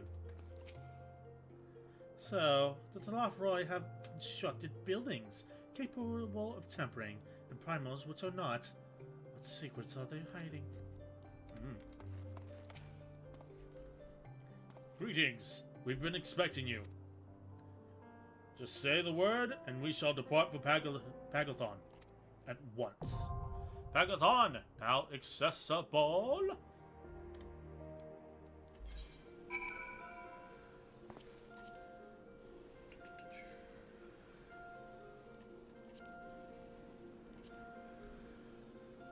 Pagathon. Long have the sweeping plains of Pagathon been home to the nomadic Amalja, though the herding of livestock keeps them constantly on the move.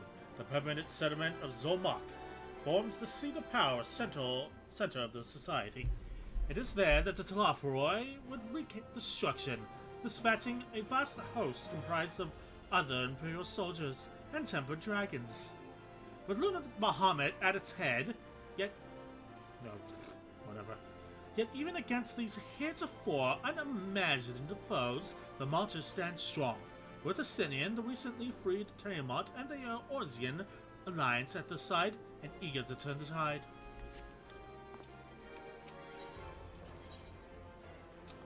Let's go. Our fates are not yet sealed. Yeah, we don't have rain anymore. That means we have, like, what, 3 magic? Alright, we need a melee in there somewhere. Anyway, let's go. Alright, let's see what we got.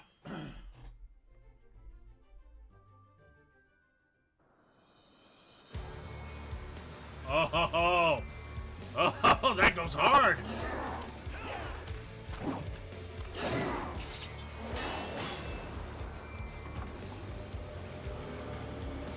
Oh, yeah. Ooh. Asian vermin, you shall torment my children no longer. Alright, let's kick some ass.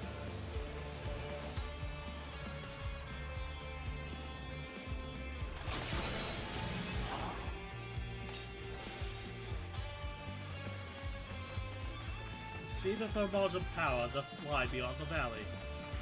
You know, Deontay.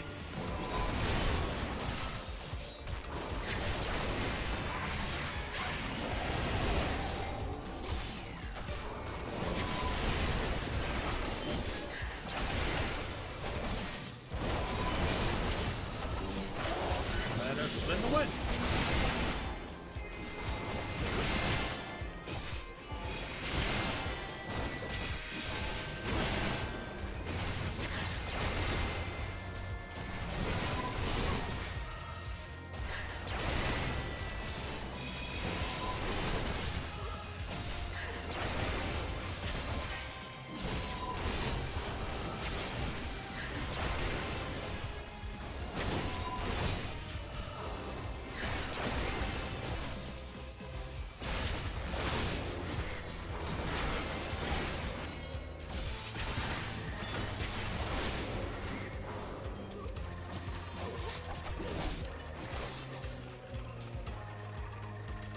Right.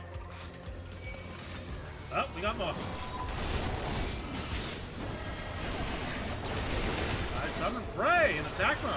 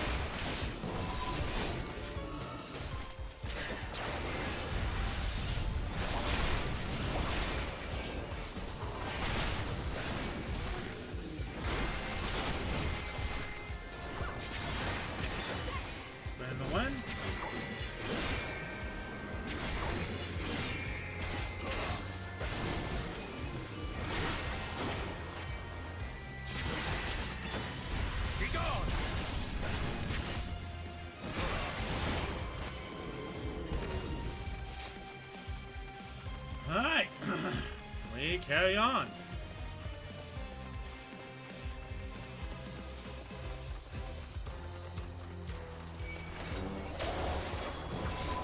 Time to slot.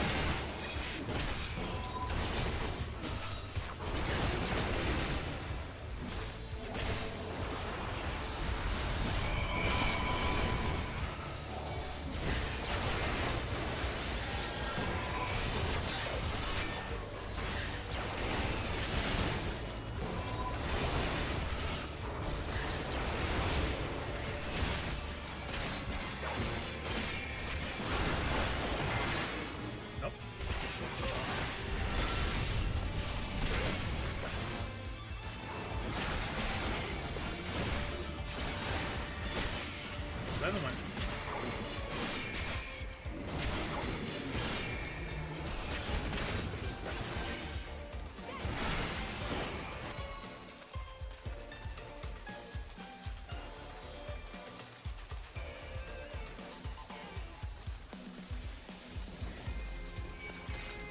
Over here.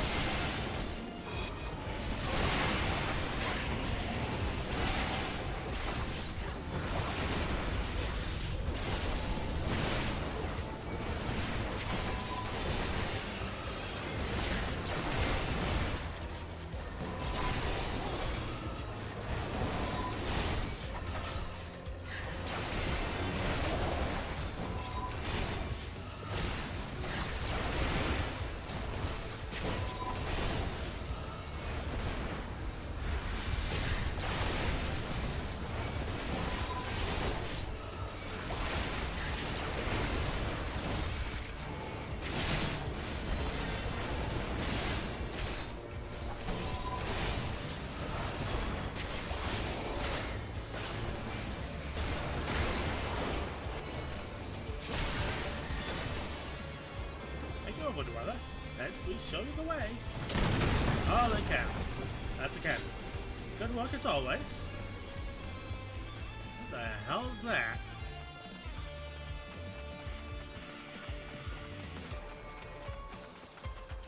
I think this answers the question of how they summoned Bahamut.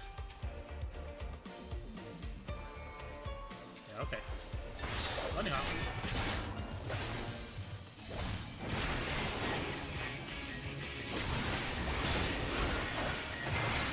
That's a tech bug.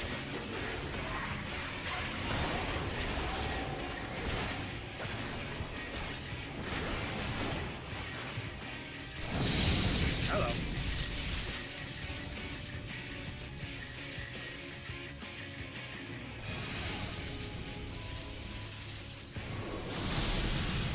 This is going to leave a mark.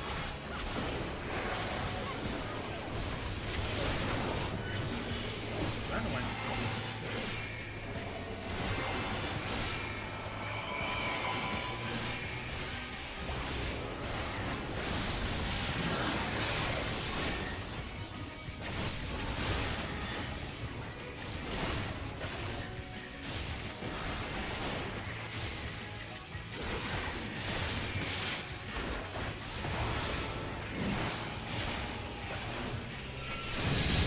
Hello.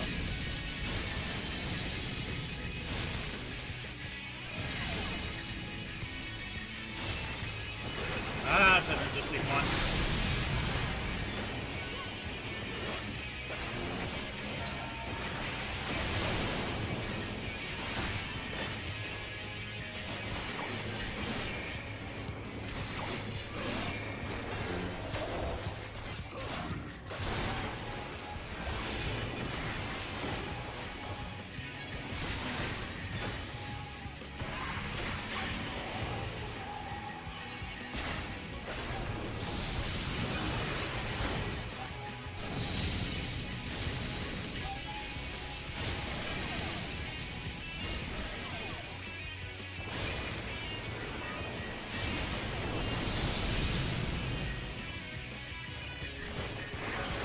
Let's give them a go.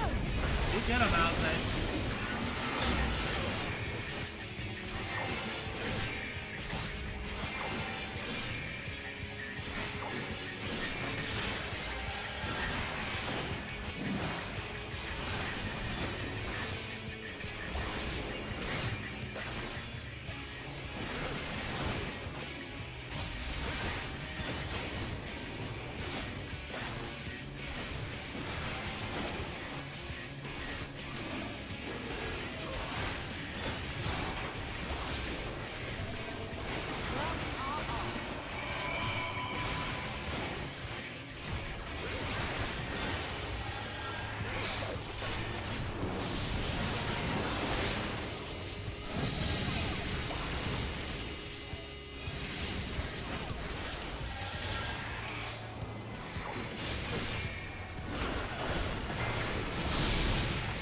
And you're done.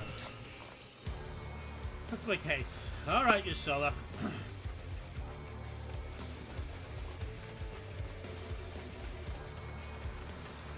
Well, looks like hell and high water. What took you so long? I was fighting a boss, The Justinian. Amounts are in trouble. Let's split up. Ah, fine. Well, I shall fly today. Alright, Tiamat. Howdy.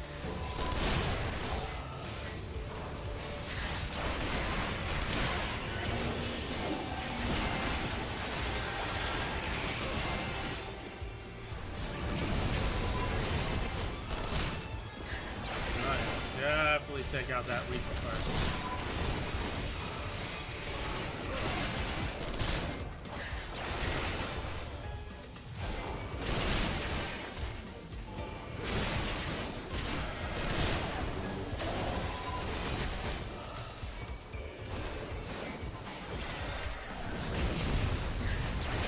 You underestimate me.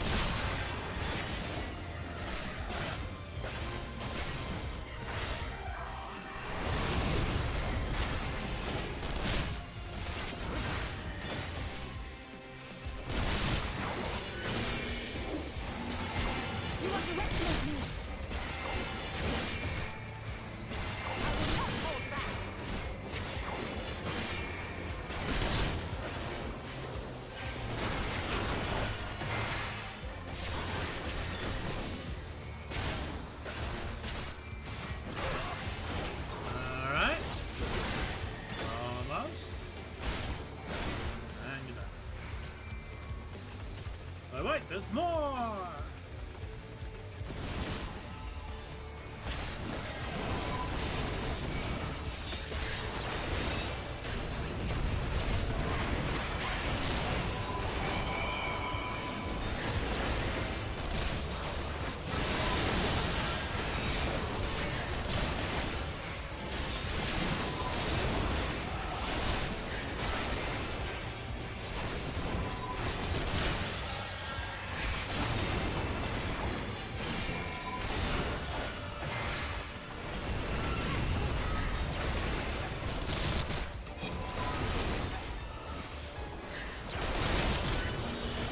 And the one.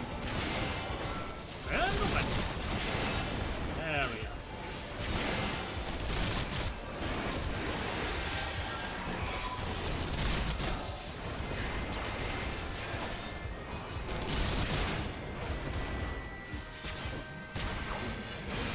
Hi, Lucia and Emmerich. I didn't even see you there.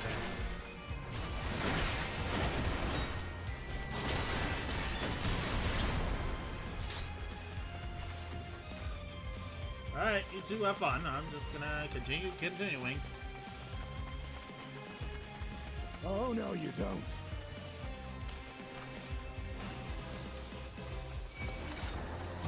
Hello. Nice, Simon.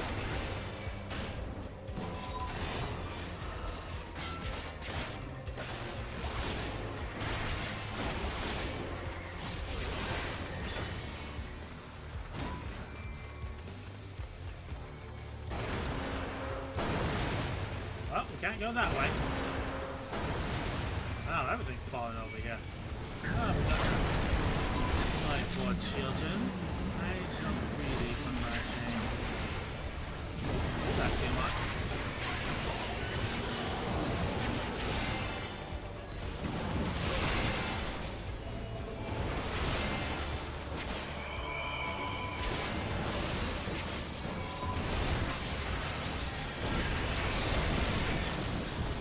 Nice going, T-Lot.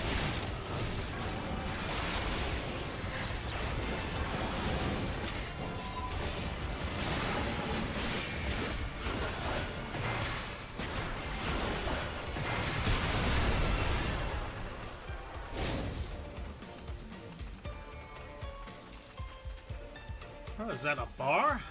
Tavern? You would lend us your aid? Then let us crush this accursed war machine.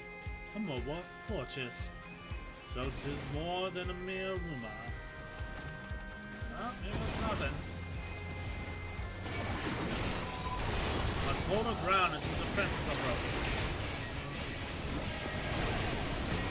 Back to fire. Hell no!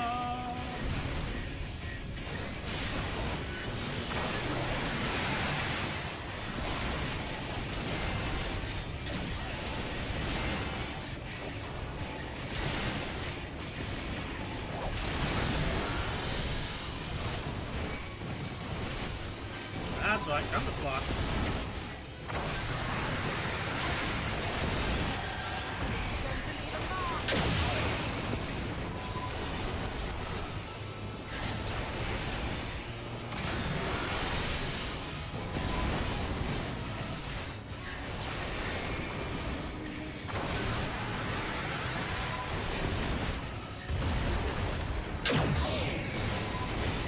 Okay, simple enough. Where's the rub?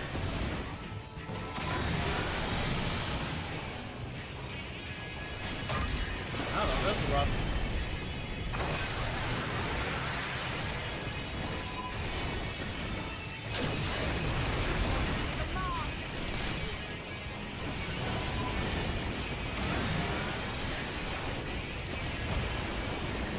Once the way's clear, strike the enemy. And whoa, we got it. Hello there.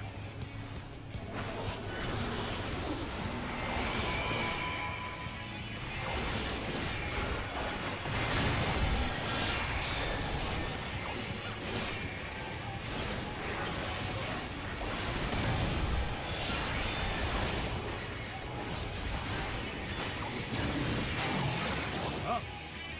Okay, that works. Bonjour! Comment allez-vous?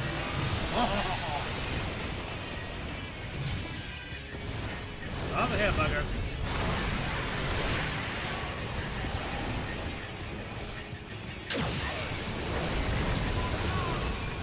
Maybe leave a bigger mark here. Saw that?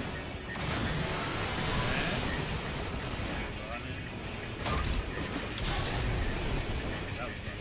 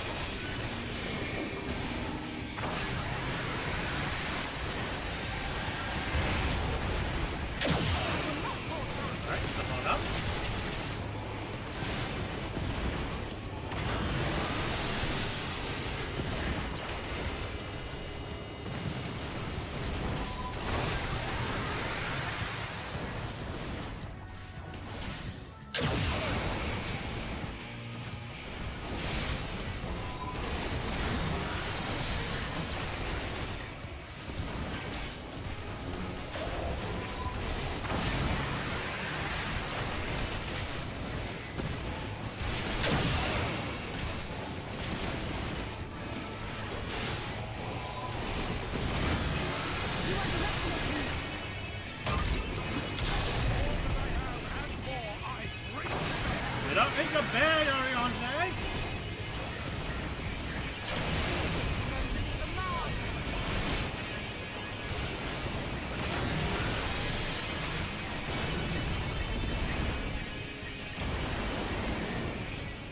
Alright, let's get in there and kick some ass!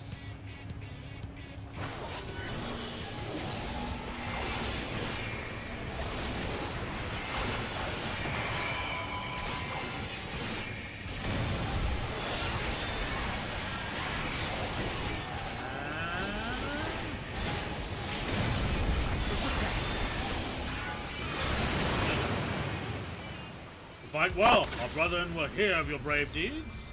The enemy's assault on the city hath been thwarted. Thanks, Frey.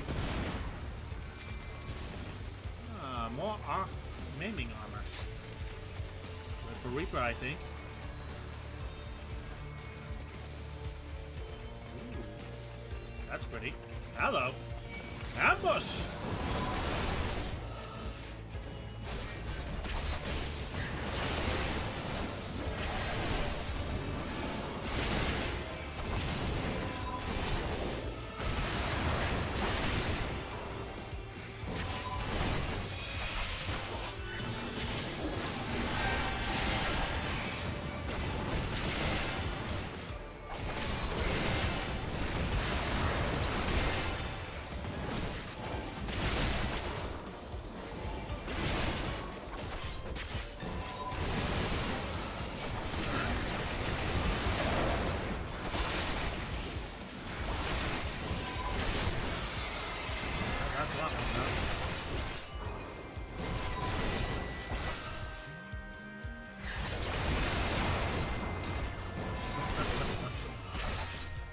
Zombie Necro 3!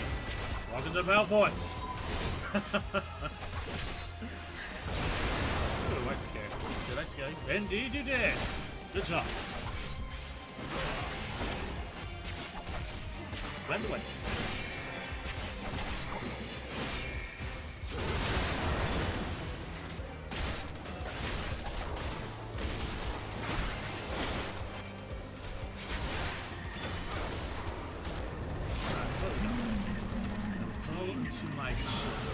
Wow, that is a loud calling.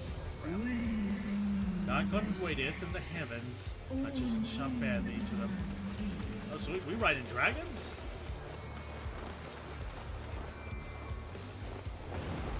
That is neat.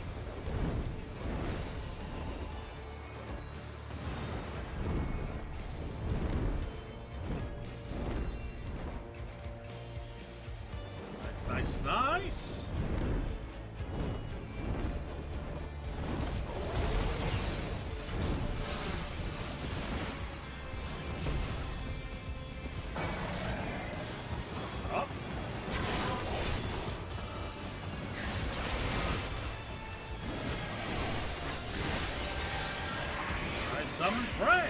suppose.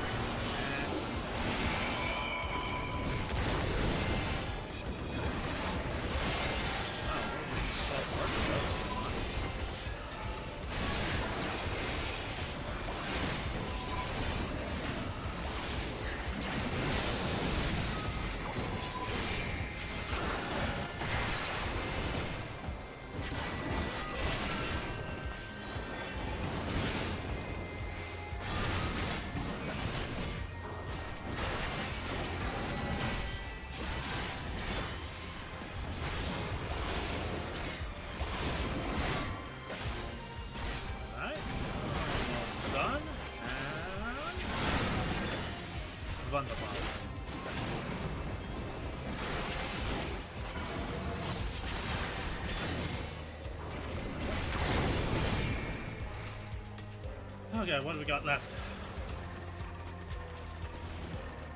Hello.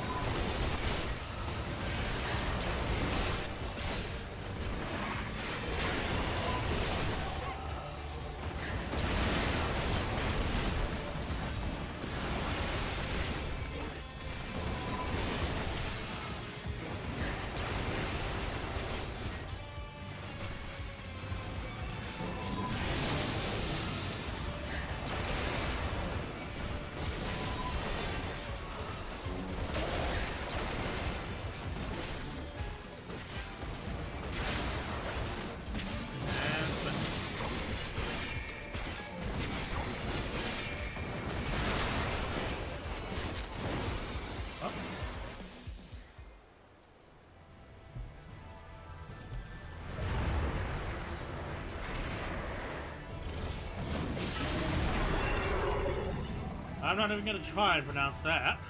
Luna Bahamut.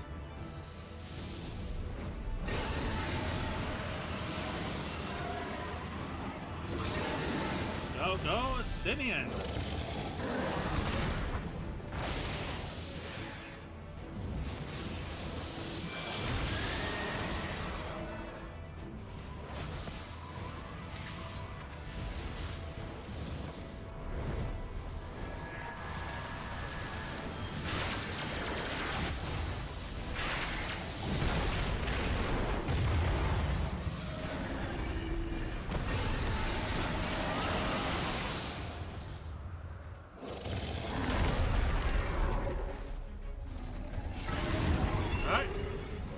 Take ass and kick ass and take names.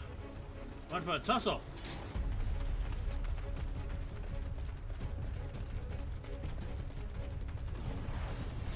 And bunny hop.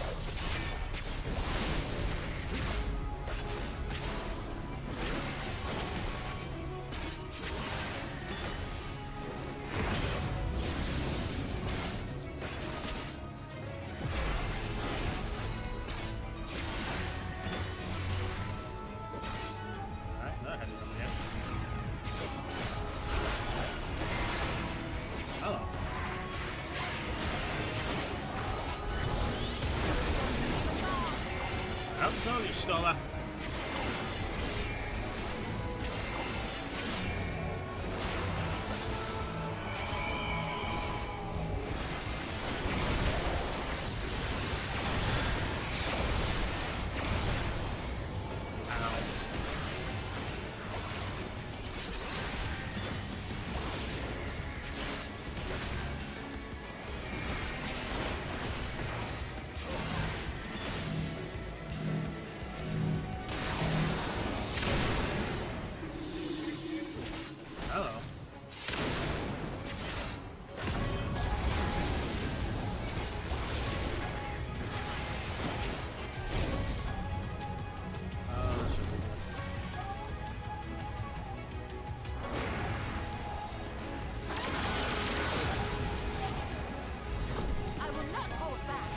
was asking you to, you saw that.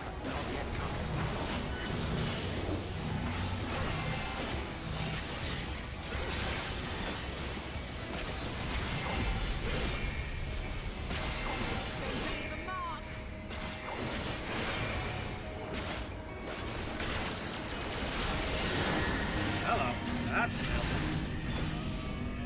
Gonna hang out with Sola. Sending towards the center.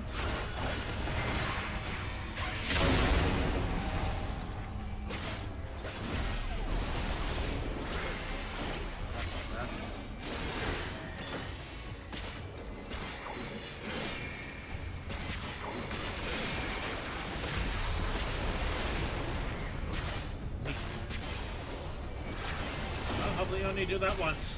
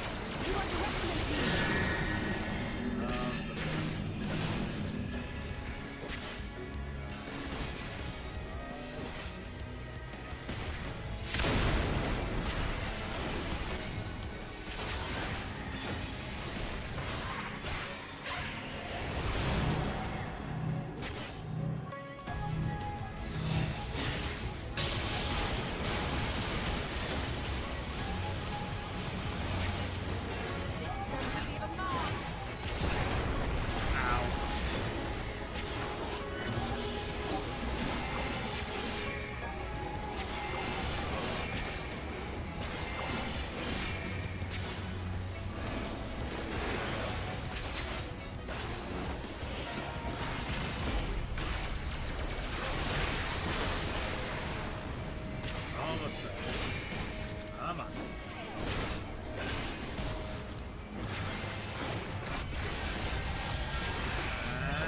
And you're done.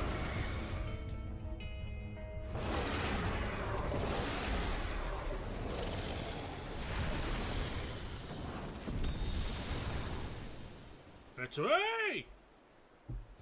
For the Palaforts!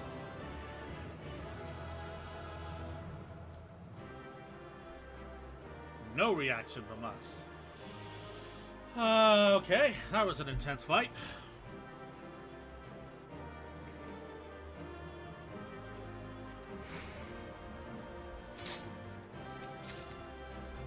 Shaking. Alright, let's see what we see.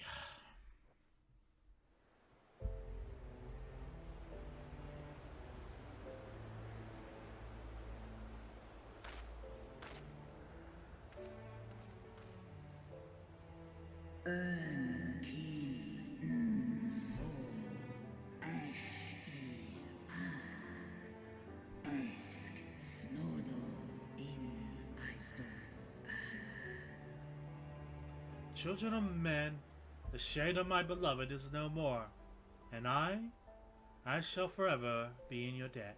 Antal an in Aistor.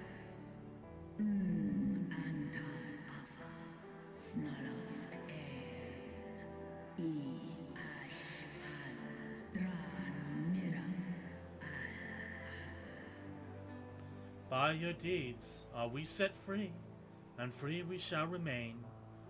As long as I draw breath, never again shall the dragons of Mercidia hearken to the lies of the Asians. This I vow.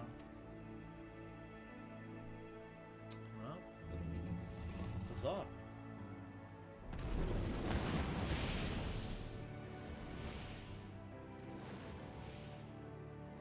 Noble warriors, the dragon dragons chose their friends well.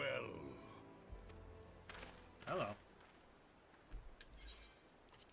Oh, it's a Malja. Long have our peoples waged war, but no more.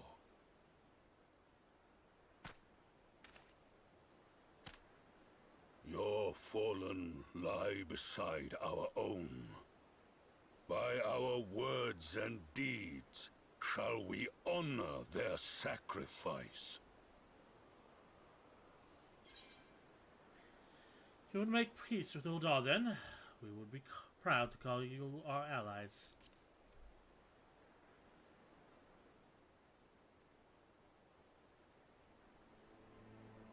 The enemy of our enemy is our friend. And you have proven yourselves worthy of our trust. It is the Garleans who are deserving of our fury. Give them hell, lads. I shall see that my brethren learn the truth of this day, and rally as many as possible to the cause, till we meet again.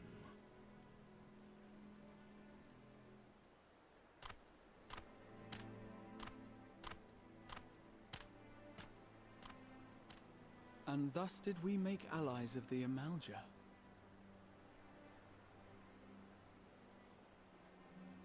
It would certainly seem that way. The Sultana will be pleased. Let's go and give her the good news, shall we?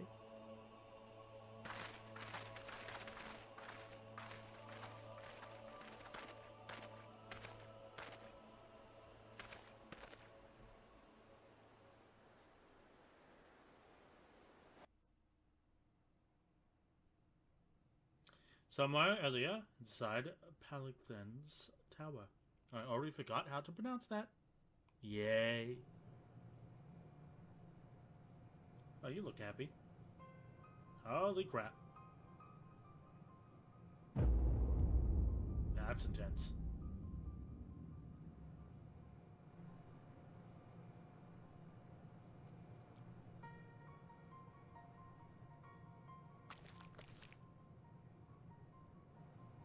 What in Ralga's name happened here?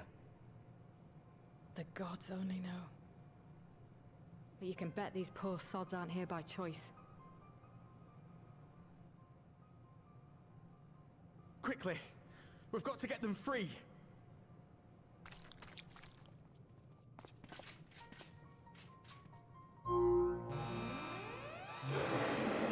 Uh-oh. Get back!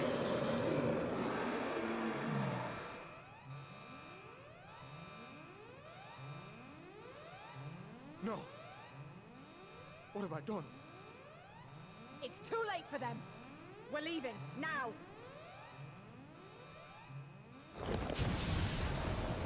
Hello.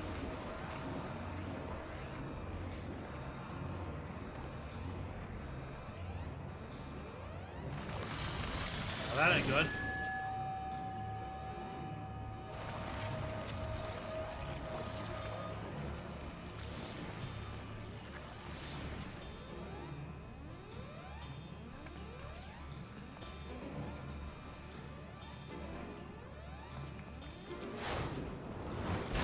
Hello. That's Ifrit. No! No! Don't you dare! We came together and we're leaving together! Boy, that got intense quick. Hello, Yonje. Though the day is won, thanks in no small part to thy valor, the Telophoroi are far from defeated. Yet be that as it may, 'tis only right that we rejoice in Luna Bahamut's banishment unto the ether. It will take more than a single victory to wash away all the bad blood between men and Amalja, but one has started somewhere. One has to start somewhere.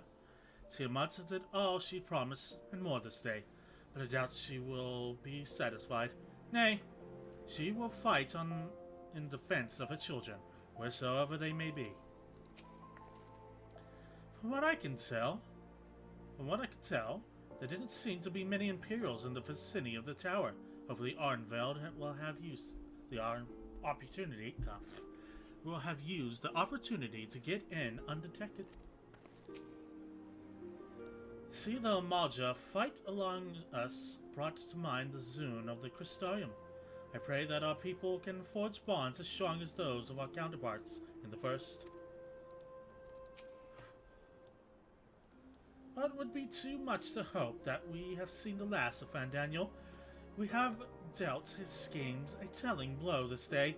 That alone is cause to celebrate. And celebrate I will, when we have received word of Arnveld's safe return.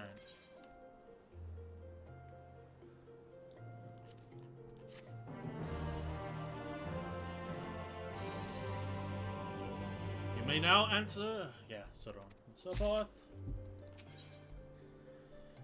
When the dust settles, Alphino is minded to share his accounts of the events that unfolded at Pagathon with the Sultana.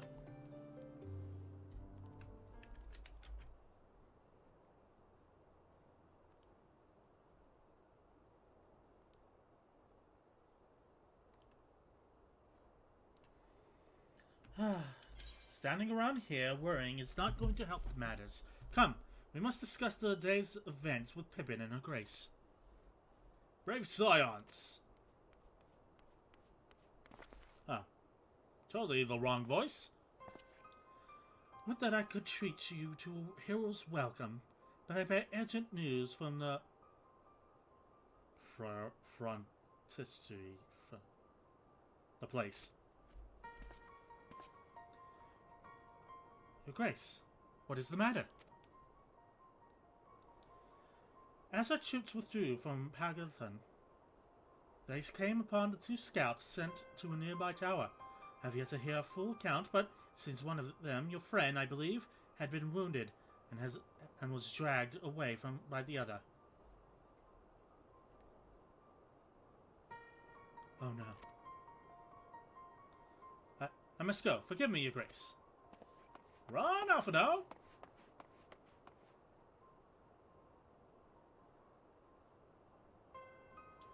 Can you tell us aught of Arnveld's condition, Your Grace? The wounded scout.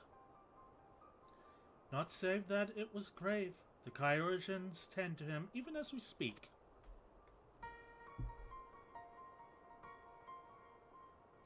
The infirmary must be inundated with the wounded. If all of us go, we'll only get underfoot. Indolent, Asinian, would you mind going after Alphino? He may need some support. Someone other than me.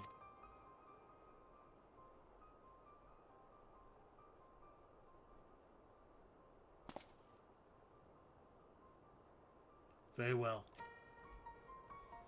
Thank you.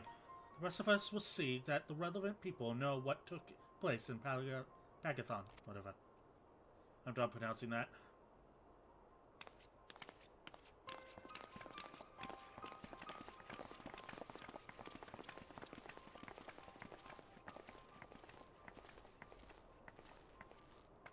Come on then.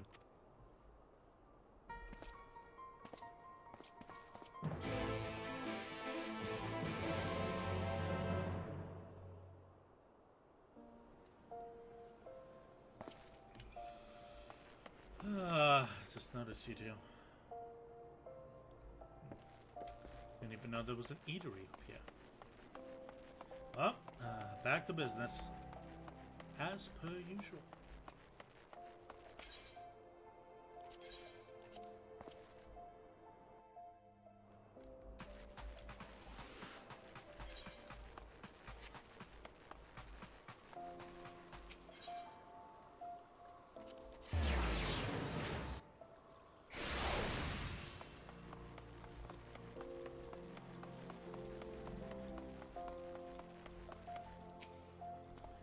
Another one come to see the lad in silver armor. Master Delamot is attending to him as we speak. If you would be so kind as to wait. What did Master Delamot say? Tell me his exact words. Enough, Alphino. This isn't helping. But, alright, forgive me. When we set off our wells to Arnvel, I was afraid that something like this might happen. Now that it has, all we can do is wait.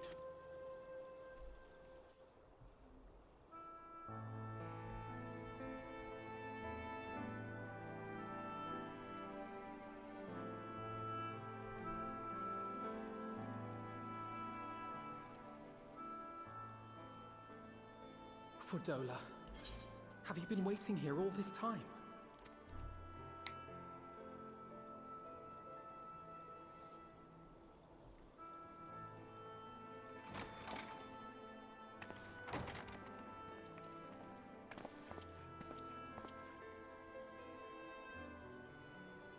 We have done what we can. The rest is up to him. May we see him? I do not think that wise. You must let him sleep.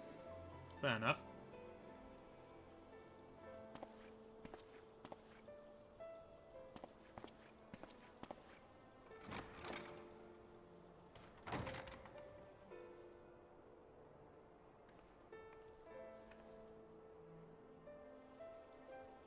Thank you for bringing him back. He owes you his life.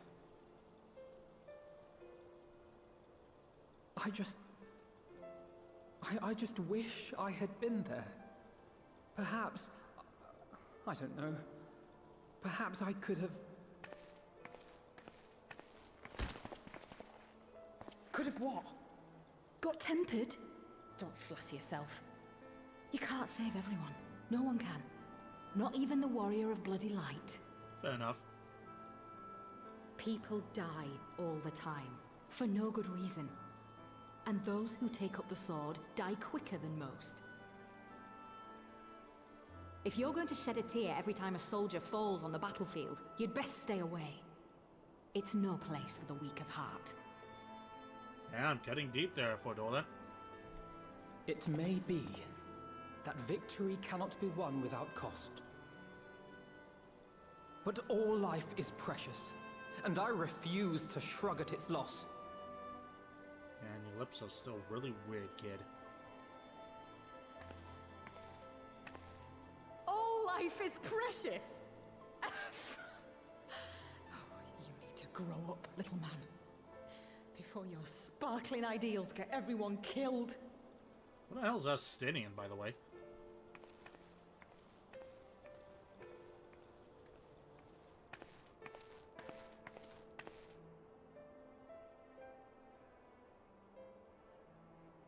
You're right.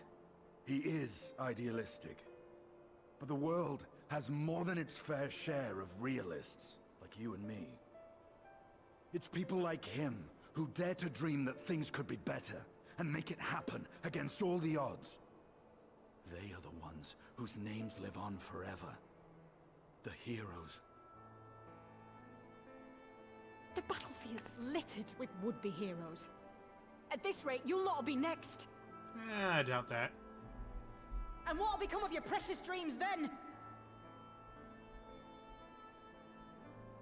They'll be gone. Like dust on the wind. Yeah, fair enough.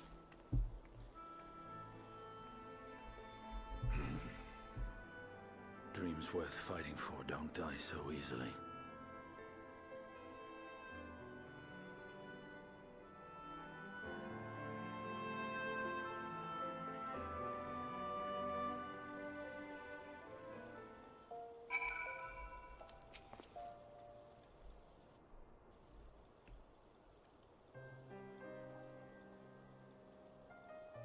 Awkward silence.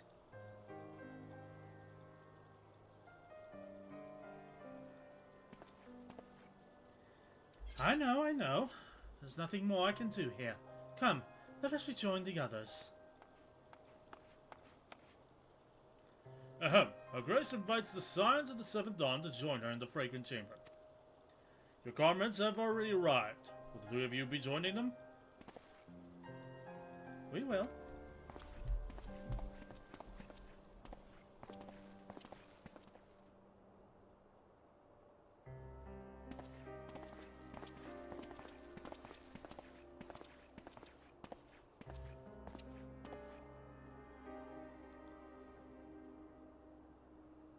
Everybody's mastered the Rapid Husband Nod. It is the most powerful tool in our arsenal.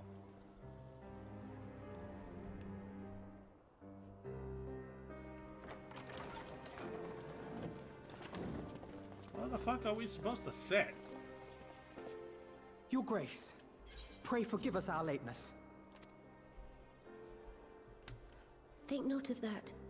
I understand a close comrade of yours was wounded in the line of duty. Arenvold. It was at the Alliance's behest that he risked all, and we are grieved to hear of his condition. Rest assured, he will receive the finest care our chirurgeons can provide. On that you have my word. Now, we would share with you the findings of the mission. Pippin, pray relate to our guests the details of Fordola's account.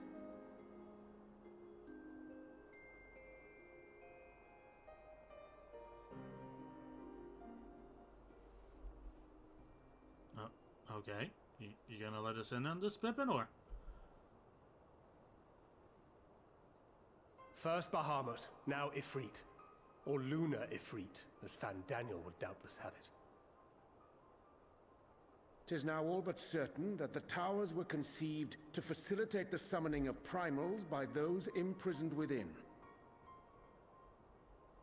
Less certain is the means by which the Telophoroi constrain the wills of said entities to enact their designs in defiance of the pleas of their victims. Mayhap they do not. If mere proximity to the towers is enough to make loyal servants of the Empire's mortal enemies, it stands to reason that the same is true for those held captive. They invoke their gods for the good of Garlemald, and in their disturbed state of mind, summon a primal whose form reflects their own alteration. That makes sense. It all begins to make sense. Upon closer inspection, I realized that the towers bear a striking resemblance to a much larger structure which Urianger and I observed from afar during our visit to the Imperial capital. Assuming it too is capable of tempering those in its immediate vicinity, it would go some way to explain the swiftness with which the Telophoroi managed to rally so many Imperials to their cause.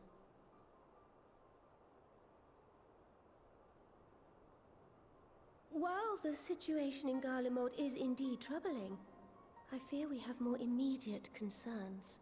Go on. Ifrit was not the only primal summoned.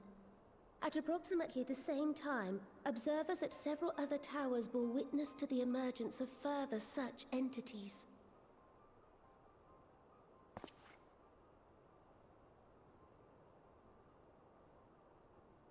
For a blessing, none appear to wield aught approaching the destructive power of Bahamut, and the Grand Companies are moving to deal with the threat even as we speak.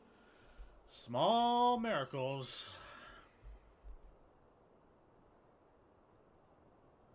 You need only tell me where they are, Your Grace.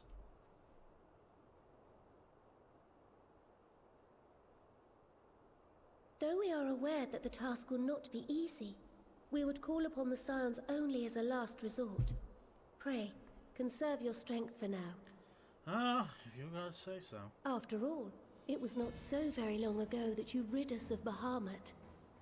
On which note, I am pleased to report that our talks with the Amalja have reached an agreeable conclusion. Lovely. They have pledged their full support to our cause. It is our hope that this historic agreement will encourage other tribes to join us at the negotiating table. And I know that I speak for all of the Allied leaders when I say that we will welcome them with open arms at such time as they do. Of course, this was only made possible by the feats of heroism performed at Paglfan.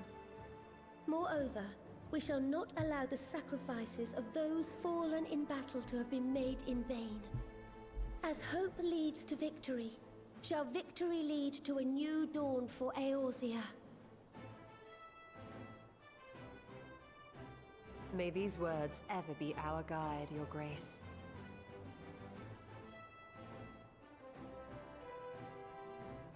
Now, if you will forgive me, I must consult with the Syndicate on the matter of our new allies' integration.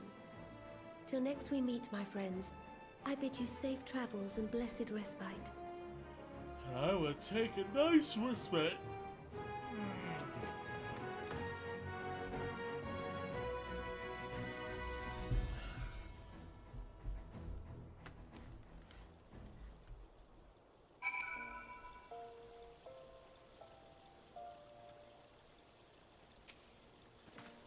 Amidst the great push for peace with the Beast Tribes, we would do well to remember that old prejudices remain. It is a delicate political dance, and I do not envy the Sultana her task, nor any alliance leader. Alphinaud knows only too well that sacrifices are an unavoidable part of conflict. But knowing something does not change how one feels about it. You yourself have shared adventures with Arnveld, did you not? And I shall say no more. But the secrets of the tower, thus laid bare, our duty to prevent further abductions taketh a new import. Fail in this, and our enemy shall punish our negligence with a plague of primals. Even without the threat of tampering to contend with, the Grand Companies have quite a task on their hands. Regardless of her Grace's protestations to the contrary, it may be best to dispatch a few of our own to assist in the endeavor. Remind me to mention it to Tataru, would you? Though we have won our first battle against the Telophoroi and made significant discoveries to boot, the war has scarce begun. We must steel ourselves for what lies ahead. If there is no reason to linger, I will take my leave.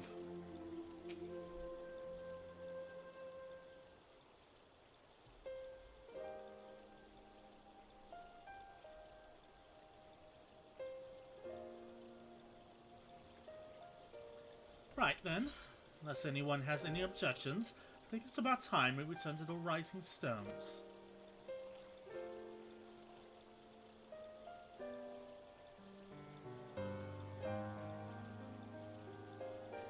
And that includes you, Alphinaud. Arnveld is in good hands here.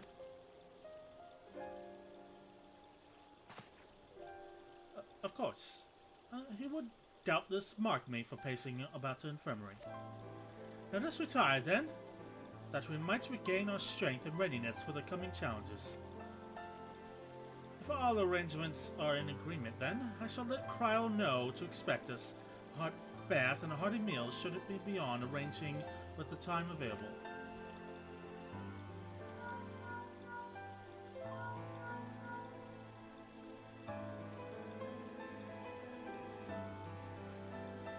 It will be good to be home. Some thinking to do.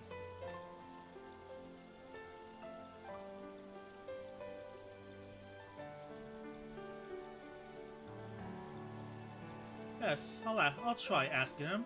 Thank you, I should look forward to it. Our comrades eagerly await our return, and Kryl in particular has a few matters she is keen to discuss, one of which concerns you, Estinian.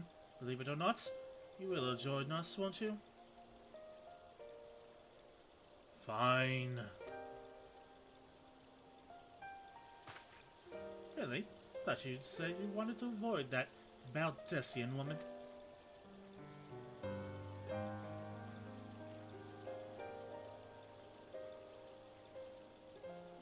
If I refused, she would only pursue me. Ha ha ha! Getting bullied by Kryl. Let's get this over with, shall we?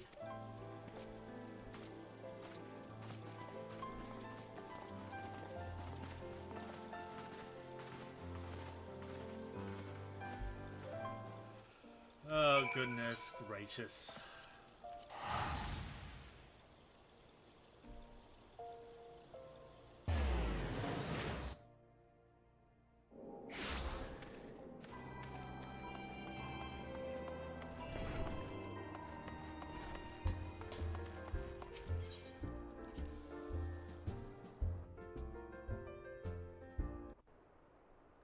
Oh, straight into a cutscene, huh?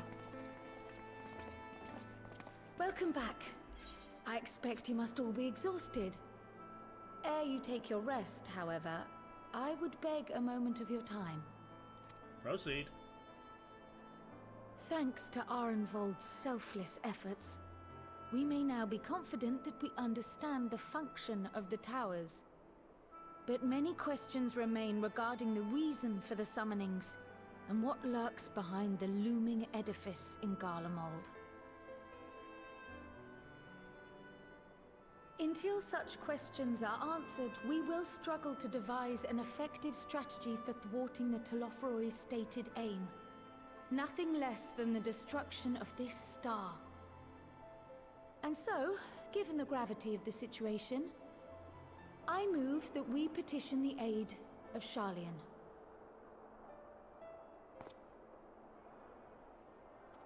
"'Tis possible the ancient knowledge preserved within our archives may hide a clue to our enemy's methods. But given Sharlayan's established policy of non-intervention, our former colleagues are not like to aid us in its discovery. Oh, I well remember what they're like.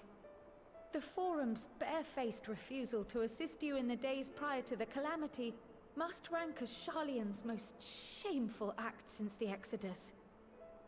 But were the final days to be reenacted, it would spell doom for us all. Surely even they cannot turn a blind eye to that.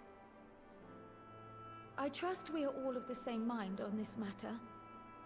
Urgent as it seemed, I took the liberty of petitioning the Alliance for leave to act as Eorzea's emissary, and have since received their blessing. I presume your role as a student of Baldessian will carry some weight with the Forum? One can but hope. If truth be told, our organization has been a shadow of its former self ever since the disappearance of the Isle of Val. But the name does still retain some degree of prestige. I only pray it will be enough. If there are no objections, I shall depart for Sharlayan at once. But before I do, I should also mention the other matter to which I would devote some time during my stay. After hearing what transpired in the first, I began to question the true nature of Hydaelyn's blessing. A topic I have discussed at some length with Y'shtola. We were wondering, when was the last time Hydaelyn spoke to you directly? Oh, that's a good question.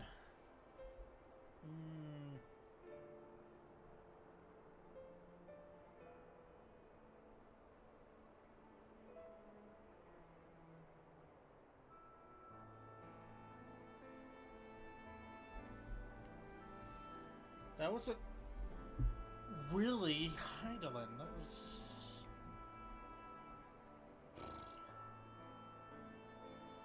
That was an echo made for the warriors, so it'd be near the end of the Dragon Song War, actually.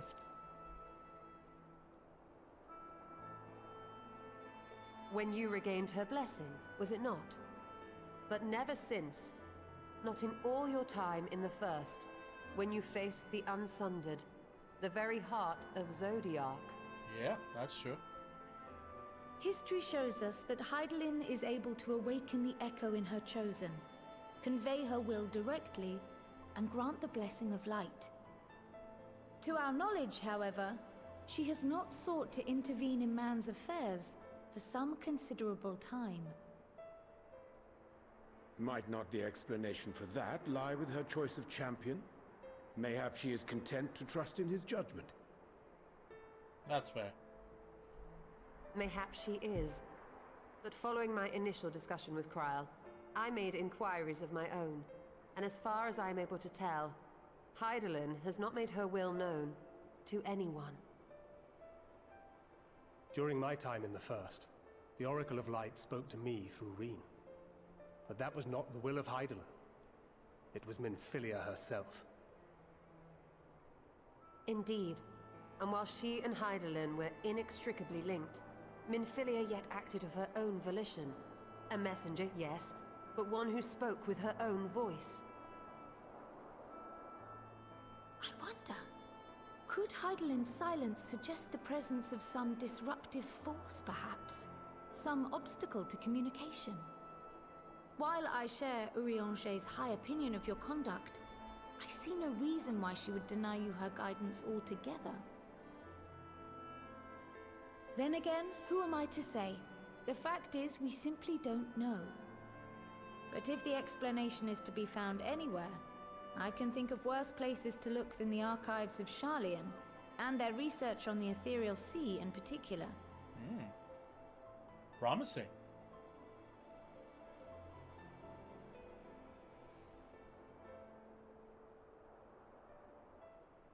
Resolved though I am to go, believe me when I say that I take no pleasure in the thought of leaving you a member short. Now, of all times. Estinian, we stand on the eve of a struggle that will decide the fate of this star. One in which we Scions may play a telling part, yet we are but few in number. And so I must ask you again, will you join us?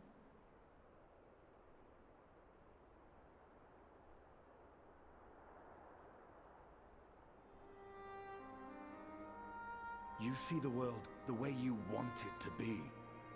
I see the world the way it is.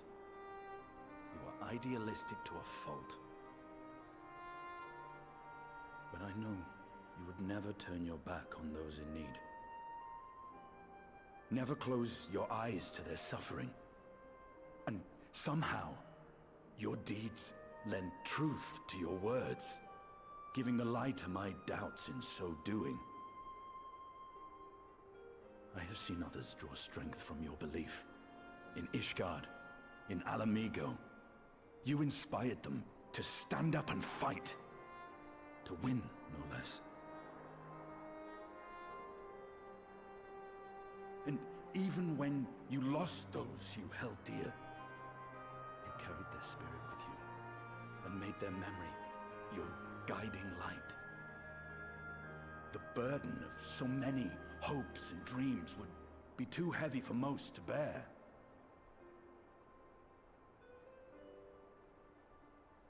But you bear it willingly, as you have shown me. Some dreams are too important to let go. If you have need of my strength, it's yours. After all you've done, how could I refuse? Hey, an Estinian joins the fold. Thank you, Estinian. Whatever challenges await us, I shall not falter. You have my word.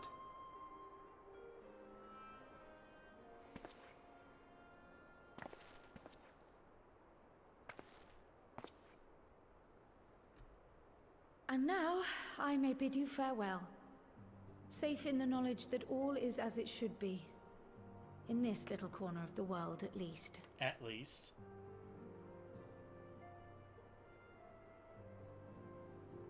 You will be sorely missed. Tread warily in Sharlayan, and do try not to let the Forum embroil you in their politics. A forlorn hope, I know, given the individuals involved. I shall do my very best. Farewell.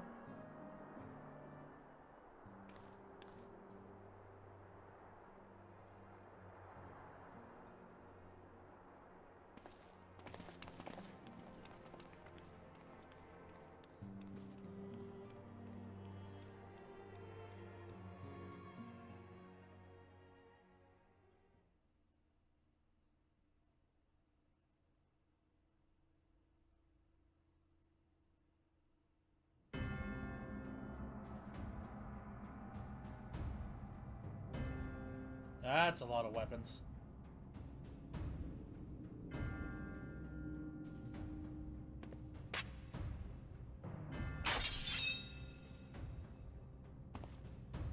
Hey, so John, a guy.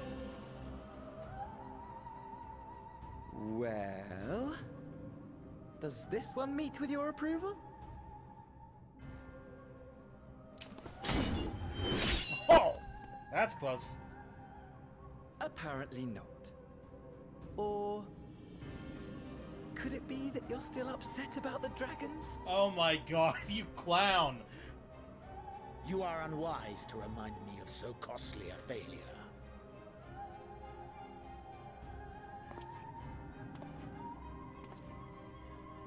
It will not affect our plans, I trust. The fuck is your plans? Oh, hardly at all. Though, admittedly, the chances of us being able to procure any more Mericidian dragons are rather slimmer following Tiamat's reappearance.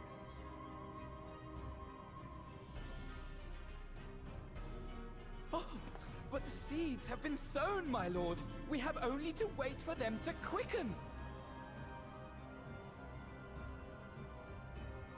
Speaking of preparations, is it safe to assume that you will be ready to control you-know-what?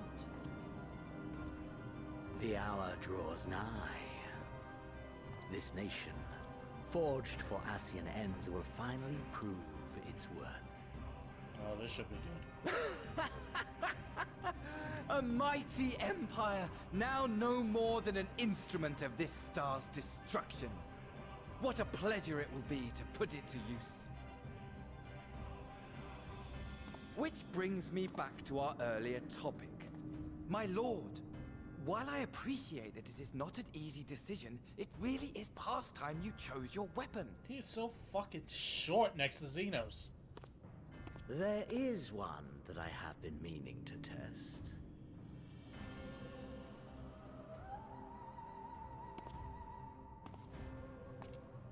Well, well, not quite what I was expecting. Though I will say, it does seem rather apt.